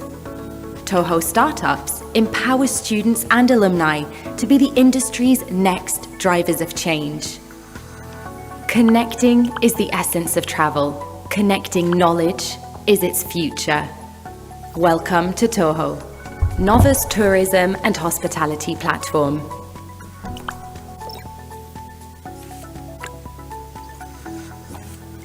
Toho, connected knowledge. So welcome again. The teaser tells you what the platform is about. Now I'd like to, maybe as an introduction, explain a little bit why I was attracted to the idea of creating a platform as somebody coming from the business world. First of all, because there's always been the belief that tourism is totally under-leveraged as a platform for other industries. And when I started talking to the university and I heard about this project, I got particularly excited because I said, the whole essence of connecting knowledge from different schools to an industry which needs that knowledge, right, that can be put into practice, is something that is also something that hasn't really been leveraged upon. Hence the idea of creating the platform, and that was the start of basically setting it up, saying, okay, what are the needs, what are the challenges in the tourism industry, and how can we tap into those challenges and provide solutions working in a co-creative way with the industry to address certain challenges like the ones listed here. So foremost, these are almost becoming buzzwords today, but they are a reality. Digital transformation, environmental sustainability, but not only environmental, but also social, economic sustainability. I mean, taking into consideration what happened in the last couple of years with the pandemic, you can appreciate that the area that was hardest hit by far was the tourism industry. So I think that in itself is a tremendous opportunity for us to say, hey, what are the challenges we have to address, which help the tourism industry in terms of its economic sustainability, but obviously also addressing areas and foremost the environmental sustainability, which is a big issue in the world, and where tourism on the one hand is a contributor, but could also offer solutions. Cultural heritage goes without saying, that's another area that is of utmost importance. It's also good to see that the new trend of tourism, and this was enticed as well by the pandemic, is that more and more people are willing to go back to origins. And when we talk about cultural heritage, we're already working on some projects on behalf of the Portuguese Tourism Board, for instance, where we're putting together a team of people from the different faculties to address the mapping, for instance, of the heritage that we have in this country on behalf of an institution like the Tourism Board. And last but not least, another important, I wouldn't call it a trend, but a necessity today is the attention to health. We have a medical school, obviously, so that helps us again. And we've been asked, and I'll get more into detail about that afterwards, we've been asked also to help in that area related to tourism, because when people started traveling again, there was a very big need to comfort people about the safety of destination. And again, that offered an opportunity for us as a university to work on basically helping the Tourism Board developing a program that made a destination more competitive, because it made it more secure from a travel perspective. So I'm actually talking so much that I go faster than my slides, but that's the challenge for an Italian, is to stand in the same location and be very concise. So I'm going to try to achieve both because I'm the last one. But that was basically how the whole, idea, the whole concept of Nova's hospitality and tourism platform came about. So our vision is really to be an innovative, interdisciplinary platform that addresses and creates value for the tourism ecosystem. Our mission is also to be a cross-industry platform because, as I said at the very early stages of this presentation, a lot of industries don't leverage tourism and vice versa. If we talk digital transformation, what's a better area to showcase digital transformation than tourism or hospitality? And this goes for many, many aspects. So the way we divided basically our focus areas was by saying, okay, which are going to be our three fundamental pillars? The first one are our innovation labs. Now, our innovation labs are basically virtual innovation labs, because what happens is we identify the needs that exist in the market, and then as a reaction to those needs and analyzing those needs, we say, how can we address those needs by putting a team of people together? Whether it is from our social sciences school, our medical school, our business school, and ideally combine the efforts of those different schools to address those needs. And it will become clearer later. I'll give a few examples of projects that we've been working on with several professors from the NOVA community. Education, that's a very, we're at the very early stages of that, and I think that's one of the opportunities that we have and that we could definitely leverage from EUTOPIA point of view, is to see, okay, what is lacking, what are the gaps in the market when you talk about education in tourism and hospitality? We don't want to replicate or become another hotel school. We want to partner up with those same hotel schools, with other universities, to see how we can bring added value to the table in basically educating the leaders of tomorrow in tourism and hospitality. And believe me, there's a lot of areas, and foremost the area of sustainability, where there's a very vast lack of knowledge when it comes to those that actually are the leaders in tourism and hospitality. And considering it's a very fragmented industry as well, we shouldn't take as a reference the multinationals that might have experts in the sustainability field, but we should think of the 95% of players that don't necessarily have people in those functionalities. And we could definitely assist them and help them from an educational point of view. And then last but not least, the startups, where the whole idea is exactly the same. How can we, as a community, help people that have ideas and want to start, new ventures in tourism and hospitality by giving them and connecting our knowledge with what they want to do, basically. Okay. So I mentioned it already. I mean, the key aspect of those innovation labs is really the co-creation aspect. I mean, we don't have cookie cutter solutions. We listen to what people have to say, to what corporations or public institutions or non-profit organizations have to say, and evaluate how we can work together with them to come up with solutions that address those needs. Okay.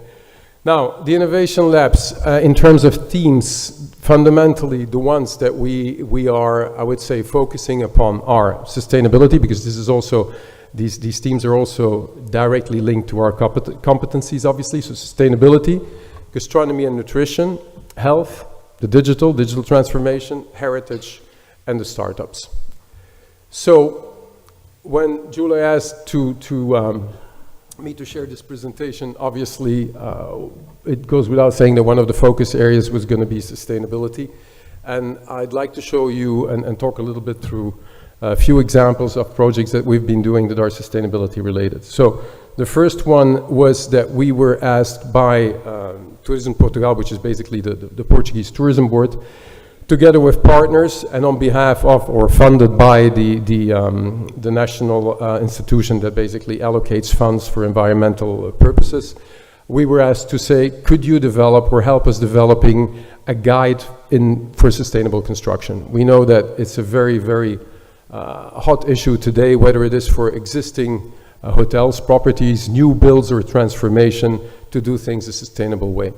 And we were asked basically to partner up with the industry, hence the logo of one of the bigger hotel groups here in Portugal, and sort of use them as a benchmark to see, okay, what are exactly the sustainability issues when it comes to construction, because these are at the same time, this is a group that has existing hotels but also keeps on developing and opening new ones. So what can we do in terms of sort of creating a blueprint for the industry which addresses, from a project phase point of view, a building phase, or an operational point of view, that addresses sustainable construction. And then it's not only about basically making a guide, but the whole idea is for us to play a role as Nova as well in the implementation, because we've already been asked, and we will be signing a protocol soon with the tourism board, as to how can we help in training people to put this into practice. Okay, how can we educate people on what we basically have discovered and what we've been putting together in that guide.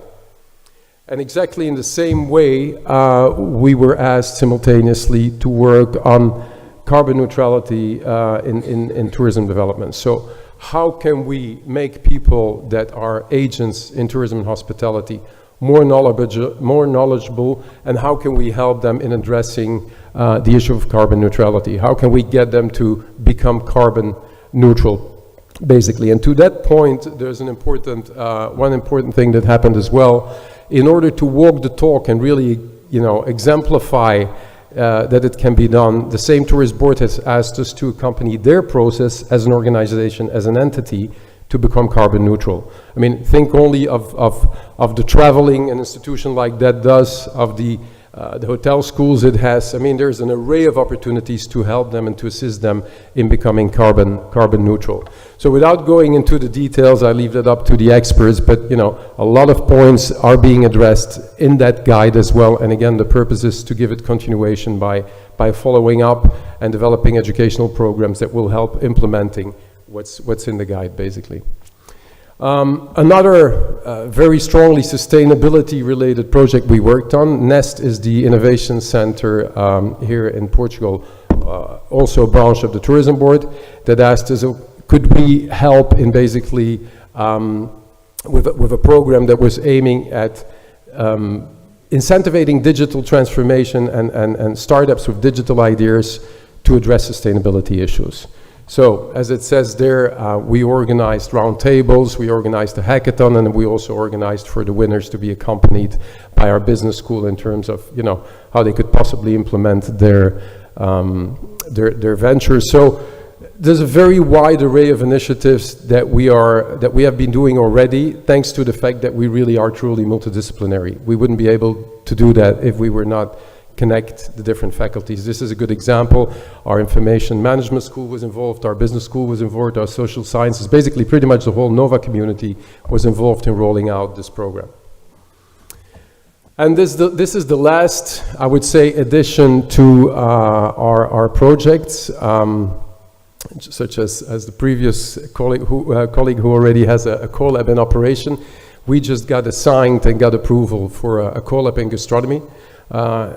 Personally, I'm extremely excited about this project because this is basically about creating value for the Made in Portugal in gastronomy, but it's also about, you know, where do the ecosystems of tourism and gastronomy touch one another, because one cannot do without the other, in particular in a country which is where tourism has such a heavy weight on the economy.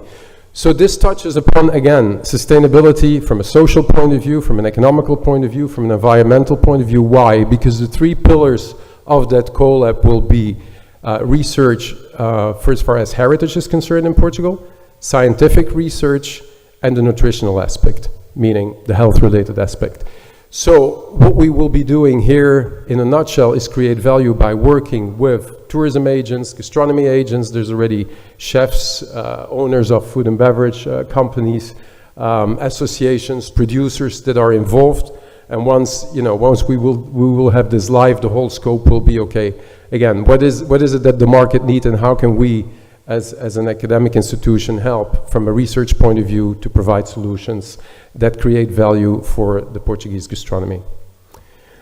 Last but not least, very, very briefly, clean and safe. I touched upon it earlier. This was basically a request where we were asked, okay, can you help us in establishing this stamp, basically, which is called Clean and Safe, that will help us as a destination, promoting the destination as a clean and a safe destination. This was obviously directly related to the pandemic because the whole initiative started during the pandemic. I guess I'm over time already. Thank you very much for your attention. Hope you enjoyed it, and have a nice rest of the day. Thank you.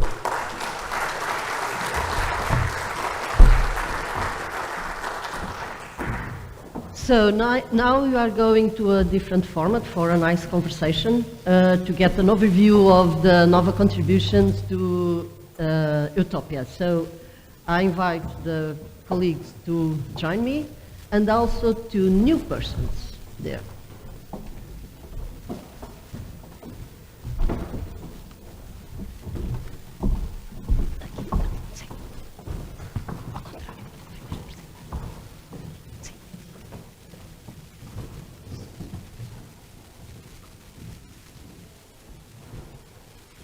So the idea now is to have a nice conversation here. We have two new persons here.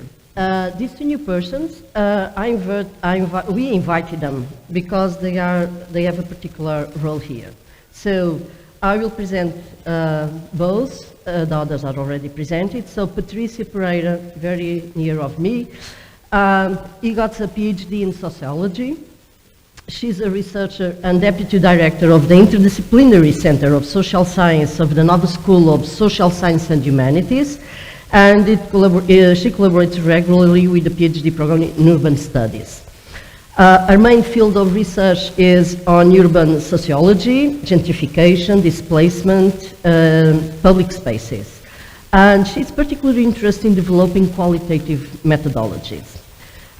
Patricia is a member of different projects, like this creative project, Creative Euro project, a place, linking place through networked artistic practices, and also a project on urban ethnographic networks. But the reason why we invited Patricia is because she's part of the EUTOPIA Creative Research Methods Learning Community.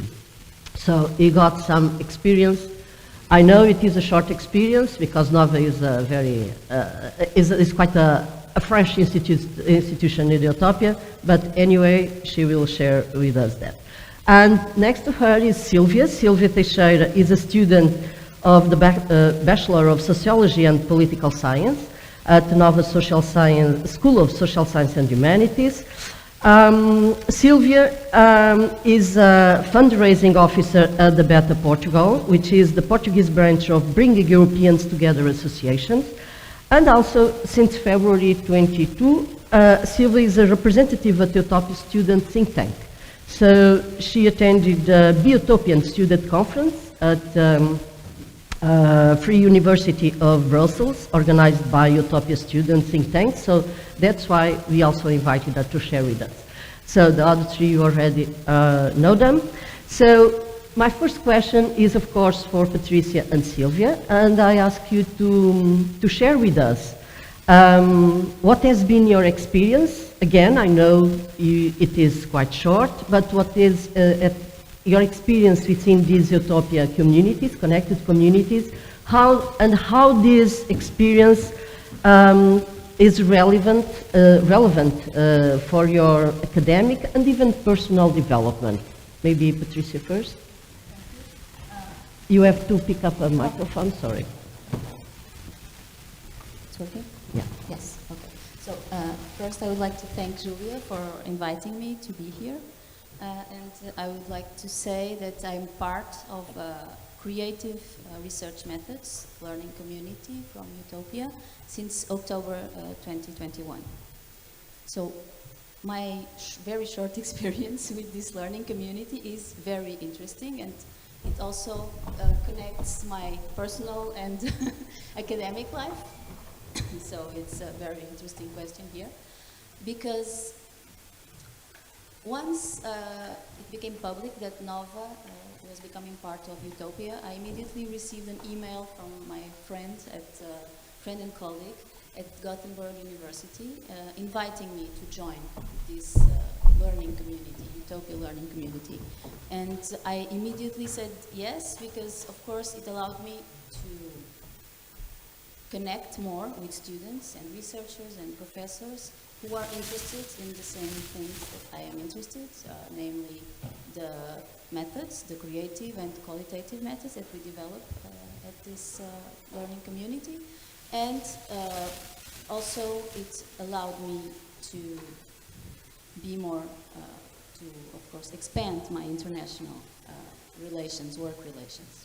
So our community, notes. Our community is based with a learning unit at Warwick University that is not running yet. But nevertheless, we organized, or they organized, and then I joined several activities, and the one I was included in was in December, was a workshop, visual methods workshop, that was quite successful. So we had one talk about the collaboration of social scientists and photographers for research, then another talk about linguistic narrative methods, and then we had an exercise where the students and the participants went outside. So this was still during the pandemics, so we were online and each in our houses, but still we had this exercise where people went to walk outside and collect pictures and try to portrait and explore their neighborhood through visual methods. And then we came back online together and we discussed in small groups. So we had, this was one day online workshop. Okay, so we had 52 students and staff, not only students, from 14 institutions in 9 countries.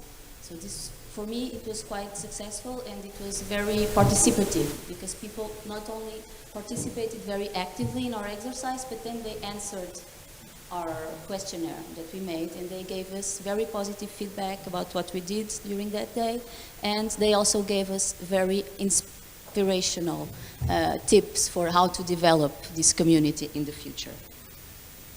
So this was my participation, and with the colleagues from this learning community, we are from Warwick University, Gothenburg, Ljubljana, Cergy, Vrije University, and Nova. And then we met and we discussed what came out of this online workshop, and we learn three main things from this activity.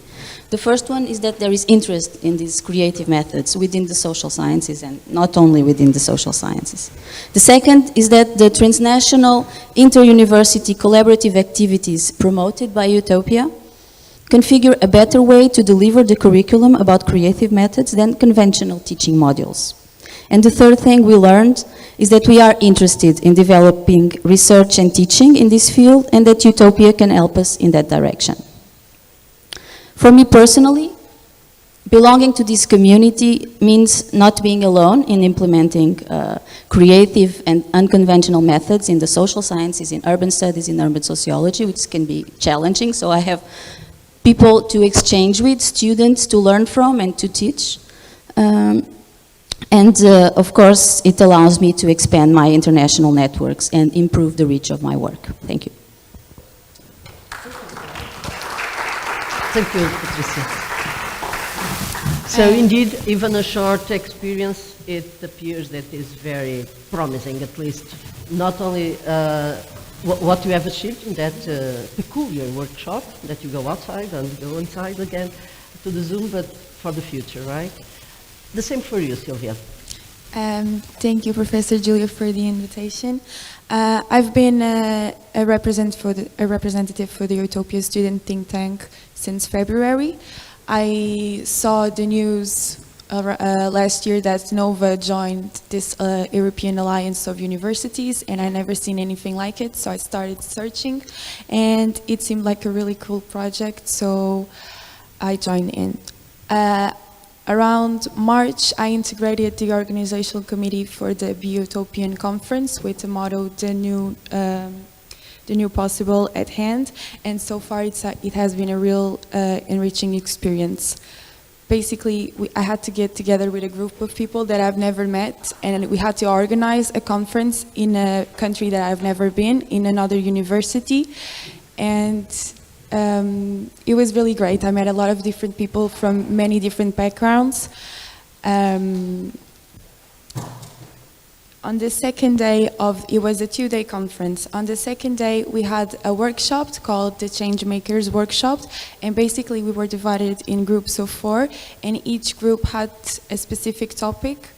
For example, like unpaid internships or the pricing of the housing, and we had to do research on those topics and then present at least 2 solutions. And we were able to do that in just 30 minutes. So imagine what we could do if we could connect more. I think being in this international context really helped me improve my communication skills, and it helped me gain experience in the field of organizing events like this, which was a thing that I never have done. And the connections that I made from just these 2 days at Brussels at the EUTOPIAN conference are very valuable, because I not also made friends, but I made connections that I think are going to help me in the future. This conference brought together the minds of young European students, and we talked about important subjects, and I think that the impact of being a part of a community like this is going to be something really great for my future.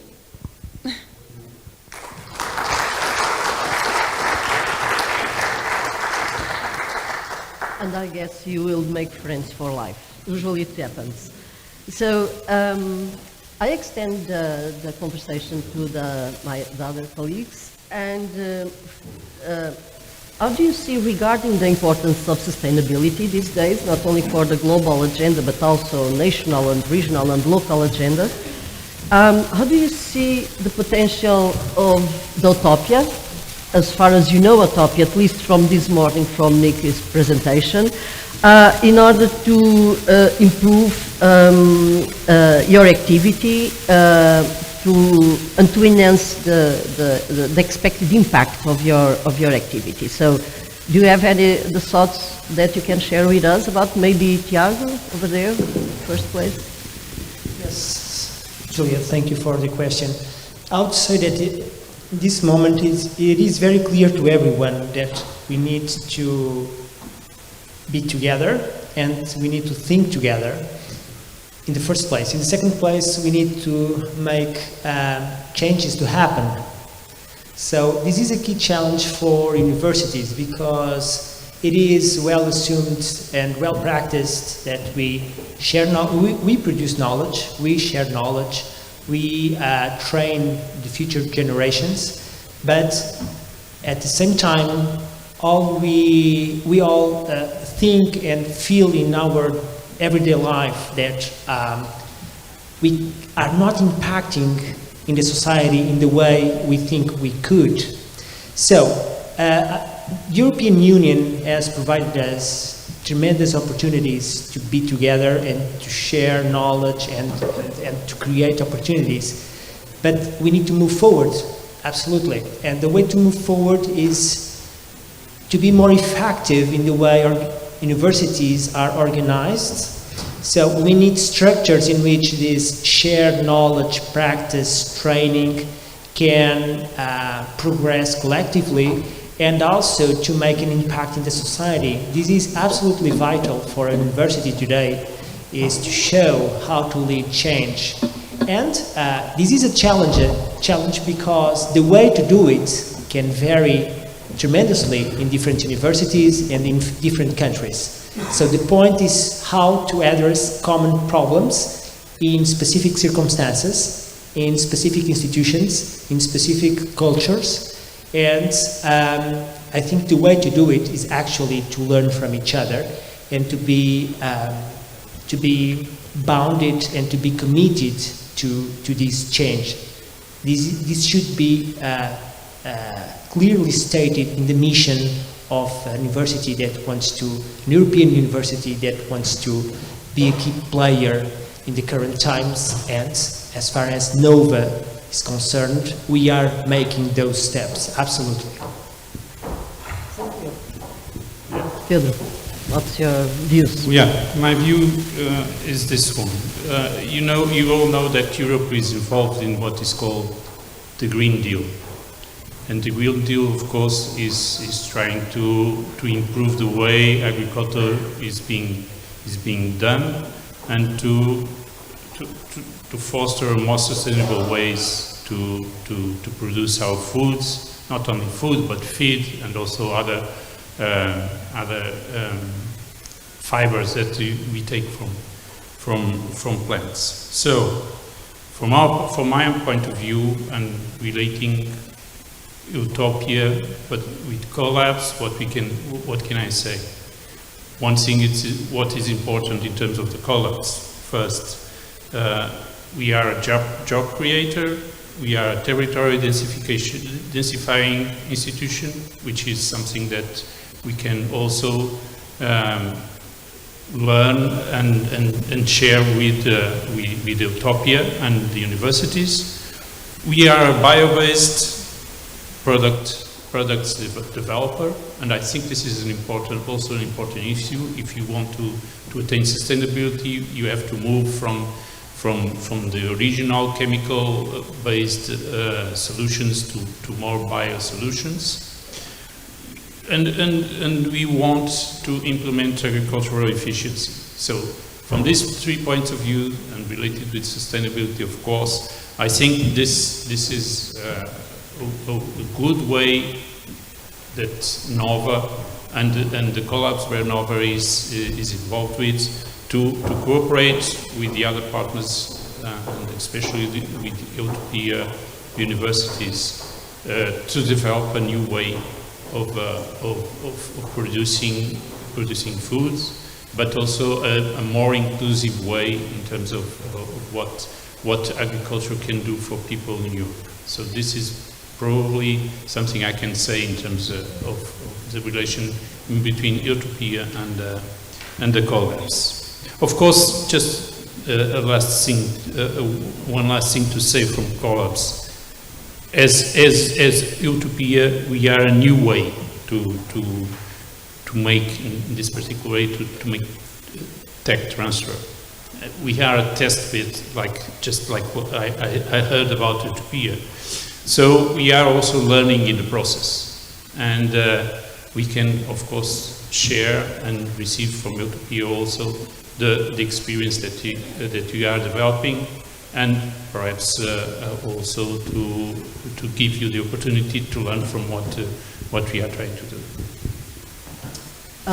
Wait a moment. One comment for Pedro yet. I read some time ago a paper from Johan Rockstrom, which is from the Stockholm Environmental Institute, saying that the global food system is the #1 cause of unsustainability of the planet, and we have to change that. And the team that wrote the paper put this sense of urgency.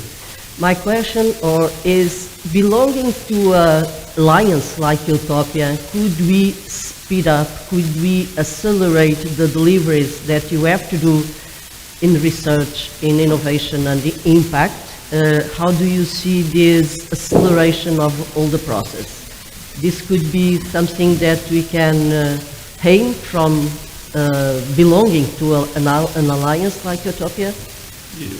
Well, I will say that in terms of, taking from the experience that we had at Collabs, we want to put together all the knowledge that have been developing. We have been developing to create new products, more sustainable new products.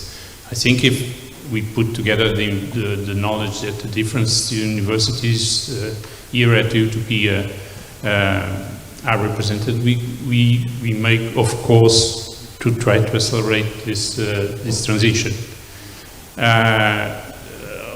Of course, there's also a lot of challenges to be tackled, because it's not just to produce the technology, but make it available to the end users. And this also needs a new understanding of how to go from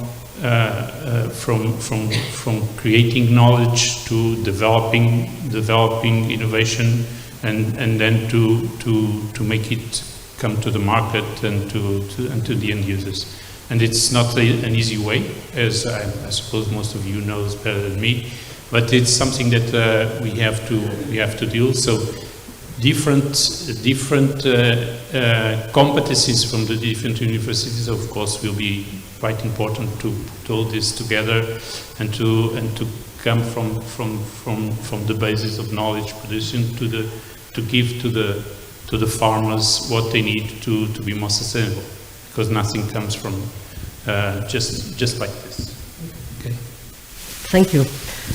Mario, how do you... The more I hear about this collab, the more I realize we have to cooperate with this collab as well when it comes to the new one.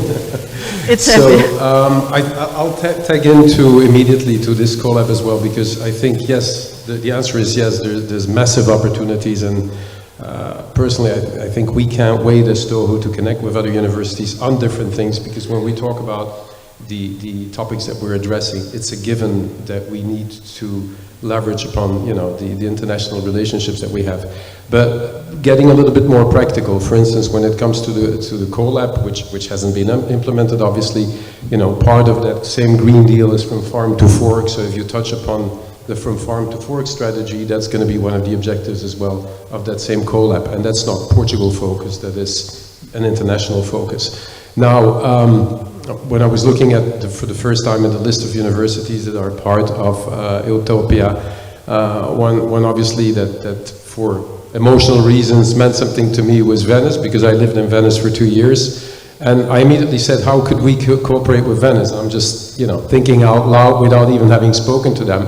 But if you think what the issues are, having lived in a city like Venice, when it comes to smart tourism and the fact that there's a lot of sustainability issues that need to be addressed in cities that are very heavy on tourism, that basically, for which tourism is the core business, then I think, again, there's a lot we can learn from there, and maybe there's a lot we could contribute, because we have an information management school that has already addressed and worked on projects related to smart tourism. So, I mean, the number of aspects where we can touch, where there's touch points, whether it's on sustainability, but also digital transformation, and digital transformation in function of sustainability. I mean, they're really numerous. It's I think it's an absolute no-brainer that we need help from our sister universities, if I may call them like that, and vice versa to address all these issues.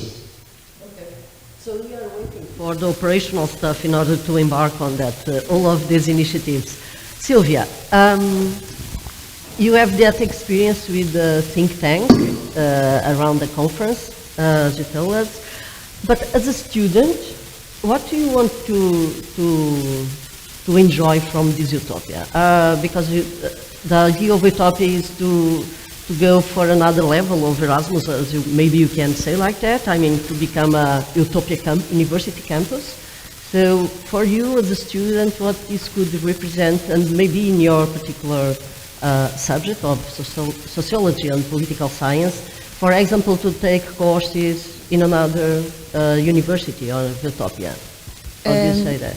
How do you feel that? Yeah. So before I give this presentation, I actually asked my friends that I met at Brussels if they have any ideas for me, and one of them said to talk about the exchange programs. So we already know that we already have Erasmus, but an exchange program within the universities from the Alliance, I think would be a really great idea, because we're closer, we're only 10 universities, so I think it will be easier.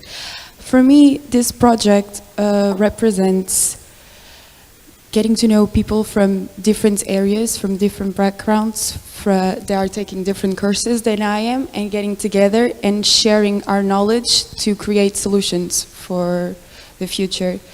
I think one of Utopia's goals is to let students meet and work together and make them responsible for projects of their own, and I think that's what we did with this conference, and I hope that we make more in the future. Okay, because one thing that, for example, I already mentioned this last week in Barcelona, is that Lisbon is one of the cities that won that Mission Smart and Sustainable City, big project from the European Commission. And one thing that I'd like very much is like a dream, is, for example, to pick up a couple of challenges in Lisbon and share with all the students from different disciplines across several Utopia universities, and try to understand how can we co-develop solutions to that. Because, of course, we know that, and I'm telling this because I want to go through you, it's a city, you are particular interest on that, is some problems like the gentrification is quite common in different cities in this university. So do you like, are you, I mean, how do you see to develop such a thing about a project with the students, or a project with your researchers, picking up the different views and the different solutions that, of course, respecting the diversity of the local realities? How do you see that? I see it as very interesting, especially if we can join researchers, teachers, professors, and students, because one of the things that also is very important when we talk about gentrification in a very heavily impacted city, impacted by tourism, but also impacted, like Lisbon and others, also impacted by the students, impacted by being the place of several universities. So, for instance, student housing is also an issue when we talk about gentrification in Lisbon. So a project that could think about these things across several cities in Europe and involve students, involve researchers would be very, very interesting for me. And I think that Utopia will hopefully give us tools and opportunities to further these projects, and also to what, like Sylvia said, opportunities for students to learn from different places, from different experiences in different countries, also from different disciplines, because it's very, very interesting. As a student, I didn't do Erasmus, but I think every student should do something like this, an international experience.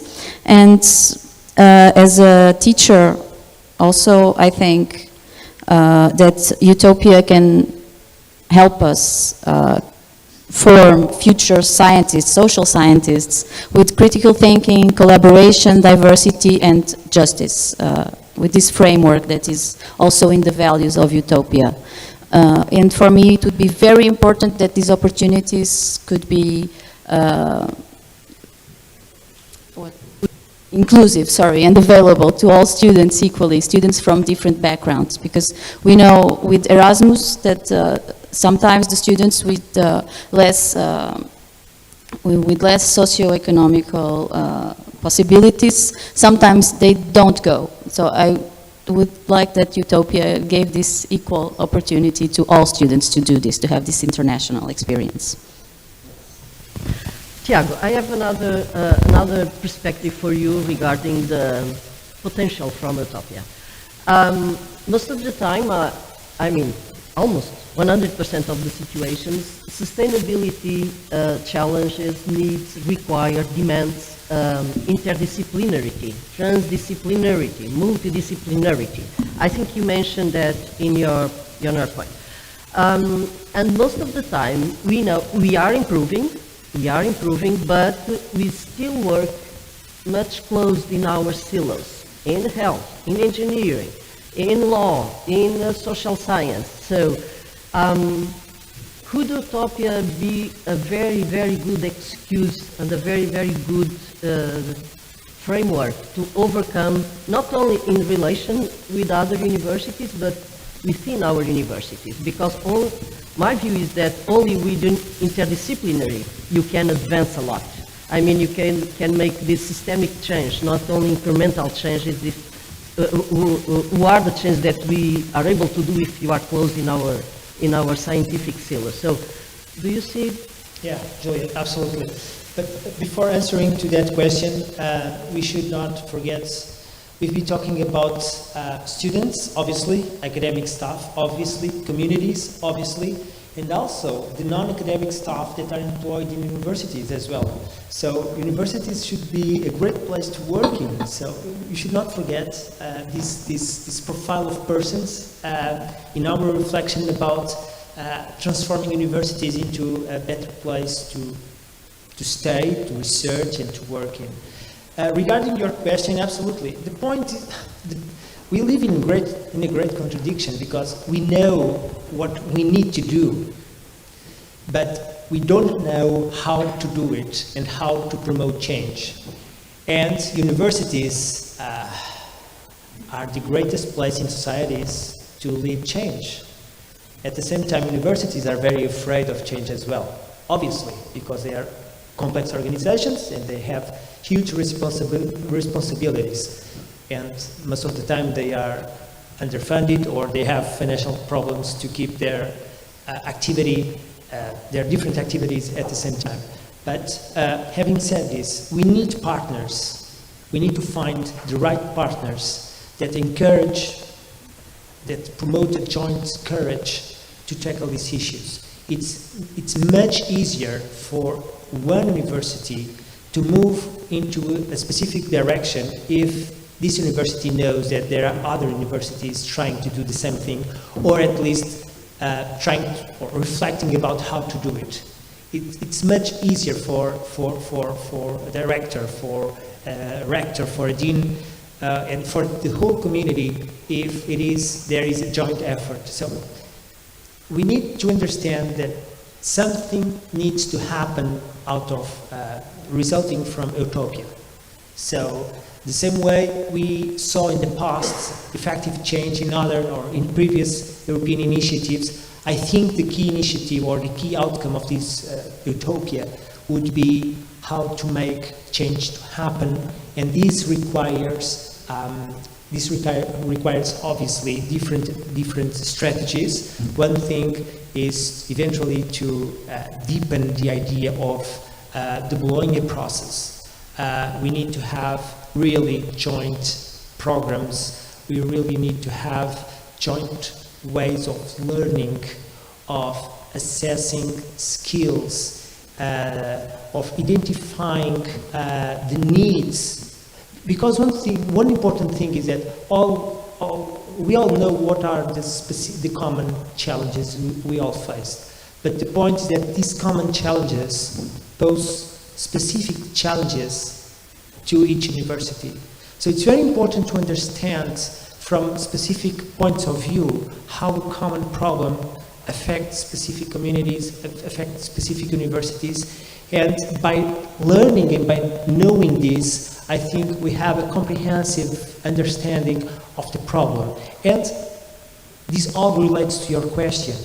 It's no longer possible to tackle these very complex problems, talking about sociology, architecture, agriculture.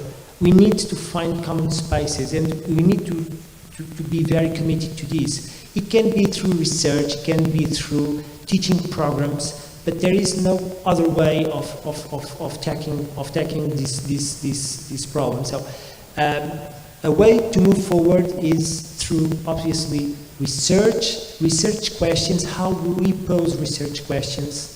It's the first way to achieve interdisciplinarity or even transdisciplinarity. Obviously, there are many funding opportunities. There are also the way the bids are opened is out right now directed to transdisciplinarity, but we need to find this way of posing joint research questions to understand how to tackle the problems, and also to have these joint programs, training programs for students and also for the academic staff. So I really think EUTOPIA can be the right place for this to happen. Okay, so you are saying that we are very higher expectation. Any other comment related with this interdisciplinary? Okay, I was listening to not only to the question from Julia, but also from the others, and I wrote something here. And what I want to say is that we live in a common house, which is the European house and the European project. But of course, are always changing. And talking about changing, my view is a little bit different. We are not. What we have to do is not to make changes, but managing the changes that we are facing, which are a lot of them, and put them in what we think could be the right track. And the right track for us is, of course, sustainability. Now, and this is what I think that institutions like EUTOPIA can do, because it puts together people from different countries, coming from different cultures, different ways of thinking, and putting this together, as I said, in a changing house, which is Europe, is probably the most fundamental thing that we can do and try to achieve, because this will get us to common and more sustainable solutions for sure. Yeah, just very quickly taking into what Tiago was saying as well on change and knowing what change needs to be about, and then your point of working in silos, coming from the other side, from the business world into the academic world. I think that yes, indeed, and the same challenge at the end of the day exists in the corporate world as well. You know, you have the finance people not talking to the marketing people. I'm simplifying things now for the sake of it. And we all know it shouldn't be like that. So more than once, I have been facing challenges, in my sort of corporate experience, which I'm basically facing now as well when we talk about the academic experience, because the whole scope of our project, Toho in this case, is interdisciplinarity, meaning that we all work together. And there is indeed something that I experienced as well as talking to people from abroad, from universities abroad, is that, and it's just being confirmed here, is that the biggest challenge is very often to have people talking to one another, within our own community. So I agree that internationally this could help by sort of activating relationships with other universities, because at the end of the day we share common problems. Now, more concretely, I think students can play a tremendous role in that, because the same applies to students. If students from social sciences, and again, I'm not talking as a professor here, so I'm just looking at it from a personal, sort of business perspective, but if students from social sciences don't talk to students from business school, or are not given the opportunity to do so, I think we should entice that, because that's what diversity is all about, and that's where we're going to address the issues of today and tomorrow. When we talk about sustainability, and this is what I found very interesting, when we talk about sustainability specifically, there's the information management school that can give a contribution, and then I mean the students and the professors, as much as social sciences, as much as the business school, because we're not going to solve the sustainability issues individually. We're only going to solve them if we work together. So the answer is yes. I mean, EUTOPIA in that respect, could offer a great driving force behind the type of change that was referred to earlier. Thank you. Do you want to comment, Sylvia? Yes, I just wanted to say that EUTOPIA for me symbolizes global cooperation, diversity, and opportunities. I would never have the opportunity to meet the people that I met if it wasn't in this context. And I agree with Tiago when he says that the universities are the lead to change in society, but we must take a multidisciplinary approach. That's it. I just want to say something about interdisciplinarity from my experience within EUTOPIA already. So, in this creative methods research community that we created and I joined, already interdisciplinary was a key issue, because we had people from sociology, people from linguistics, translation studies, from other disciplines, and we came together within a common methodological framework. And this is interesting not only for addressing sustainability issues, but also for advancing the creation of knowledge and answering our theoretical questions within our research. So I think EUTOPIA can give us tools in these two directions that I think are very, very important. And of course, in my own work in urban studies, interdisciplinarity is key to answer all urban issues. We can't do it alone. Thank you. I guess we have a couple of minutes. If there is any question from the audience, one or two, or a comment? Yes?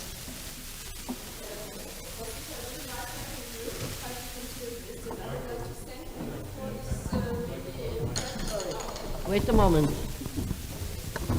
Well, I begin again. Roswitha Böhm from TU Dresden, Vice Rector University Culture. I first want to thank you. You have shown really impressive examples of interdisciplinary and multidisciplinary cooperation and solving regional and global problems. And TU Dresden is currently working on the development of a sustainability strategy, and I would like to know, does NOVA has or is working on a sustainability strategy, an overarching sustainability strategy? Do you try, for instance, just to name one example, to reduce your own carbon footprint in the areas of research, operations, governance, teaching, digitalization? And if so, which are the problems you have to cope with? Well, maybe I have 1 minute for you, and we will continue during so the lunch. If you can solve all the problems in 1 minute, it's fine. Okay, yeah, but I can answer. Well, just the first thing is that I'm in this position only since last November, when the Rector João Sagua invited me, and at that moment, one thing for sure. It represents to me when I stopped and think what is sustainability regarding NOVA. And as I said very briefly, it should be embedded across all the NOVA activity. It's not only about carbon footprint, of course it is important, it's not only about waste recycling and stuff like that. So One thing that I come up is to try to understand how NOVA, education, research, innovation and impact, and organization itself, how what sustainability means at that. On it, for me, it was a personal, personal thinking, and what based on that, I take the decision to visit personally. I spent one full morning in the 9 schools of NOVA, speaking with many persons there, the leaders, the students, the staff, and so on. And one thing for me was clear. NOVA at this moment is many things around sustainability to deliver immediately, but most of importance is I discovered a huge potential to put everything organized in a frame, promoting this interdisciplinary.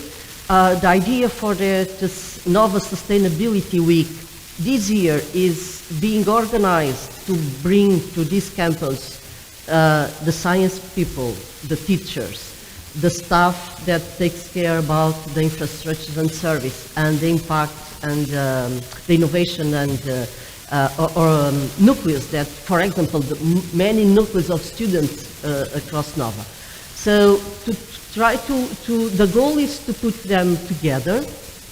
We are making these calls for all of them and collect it and put the different persons around the different schools around the same SDG to discover that finally some engineers that are working on SDG climate action, there are many other colleagues inside NOVA working around the same SDG. So the first idea is to consolidate and to discover ourselves and try to break the barriers that still I found that there are in this. So this is the first aim, to make ourselves aware that we have the potential to be very strong delivering sustainability at the university.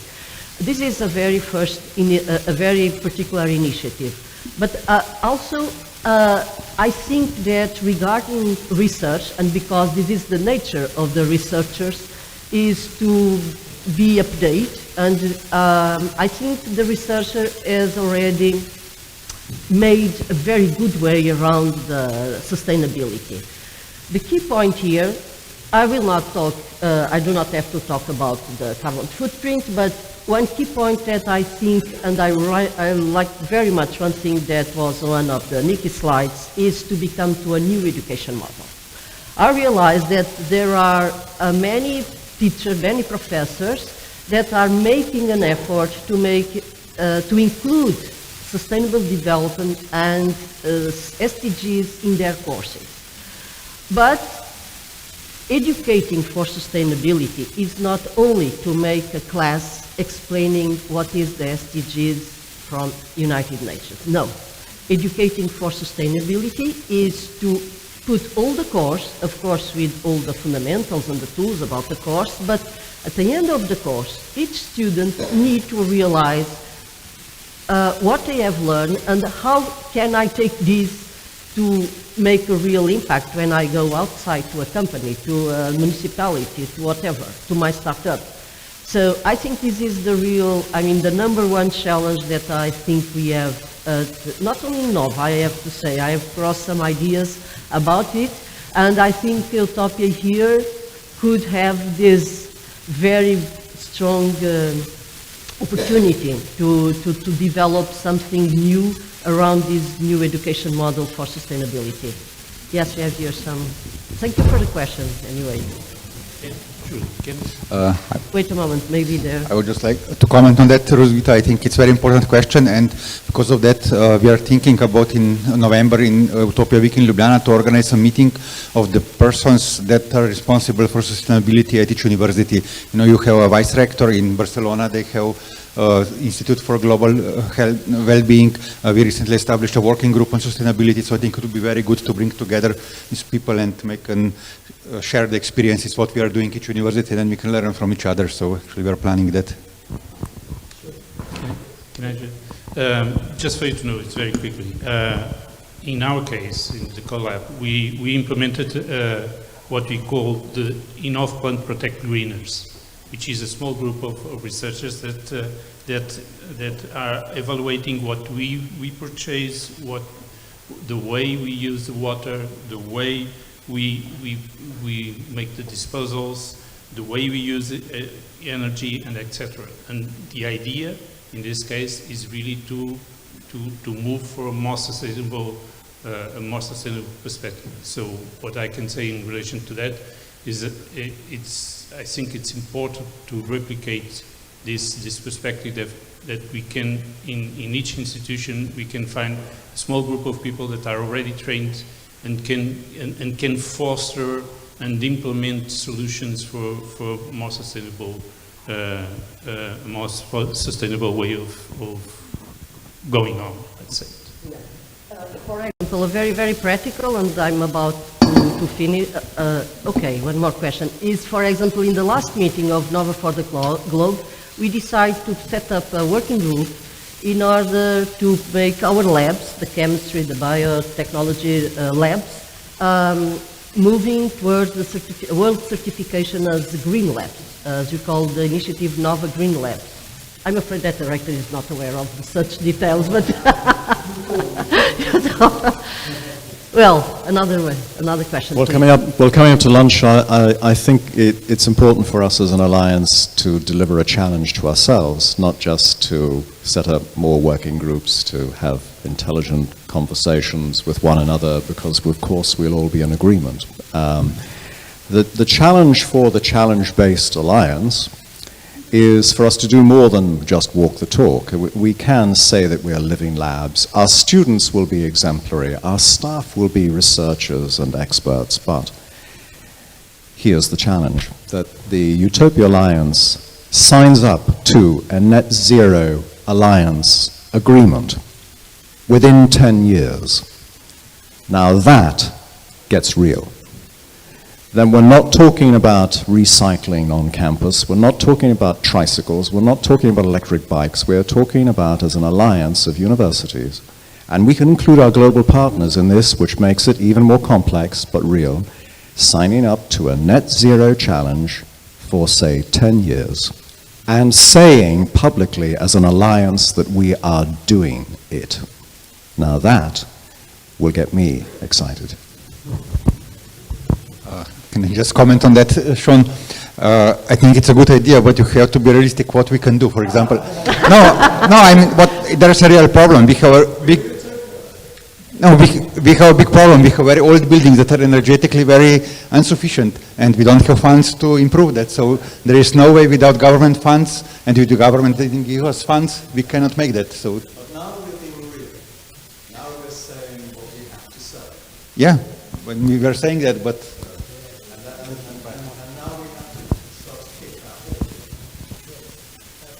Maybe a final, sorry.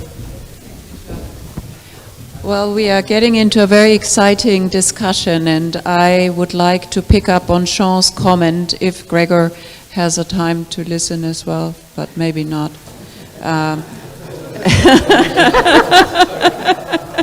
Thank you.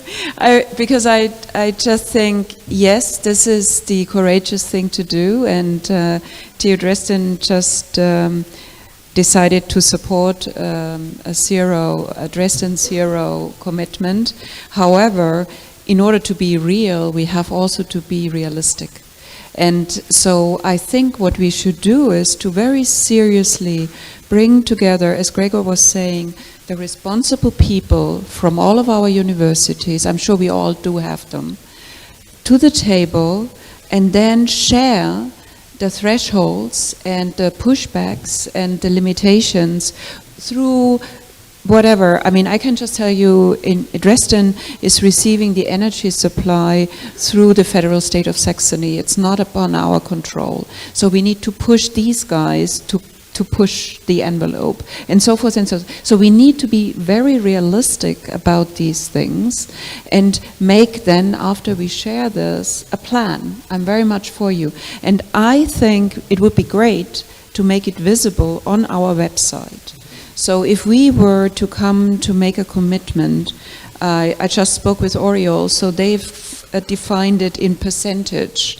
So like a 50% reduction by 2030, whatever, rather than an absolute value. And then we would have like a meter, we would have a meter on our website, collecting the information across the 10 partners, and then see how it's moving the needle or not. So there we become real and realistic. Yeah.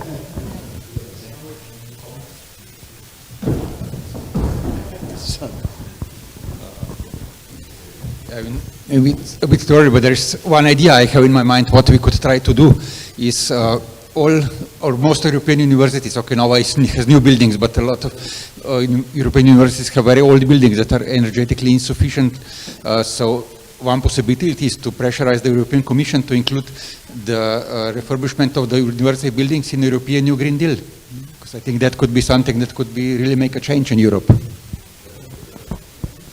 I guess you have to close. The lunch is waiting for us. But my final word is picking up these shares that you have taken and say the following.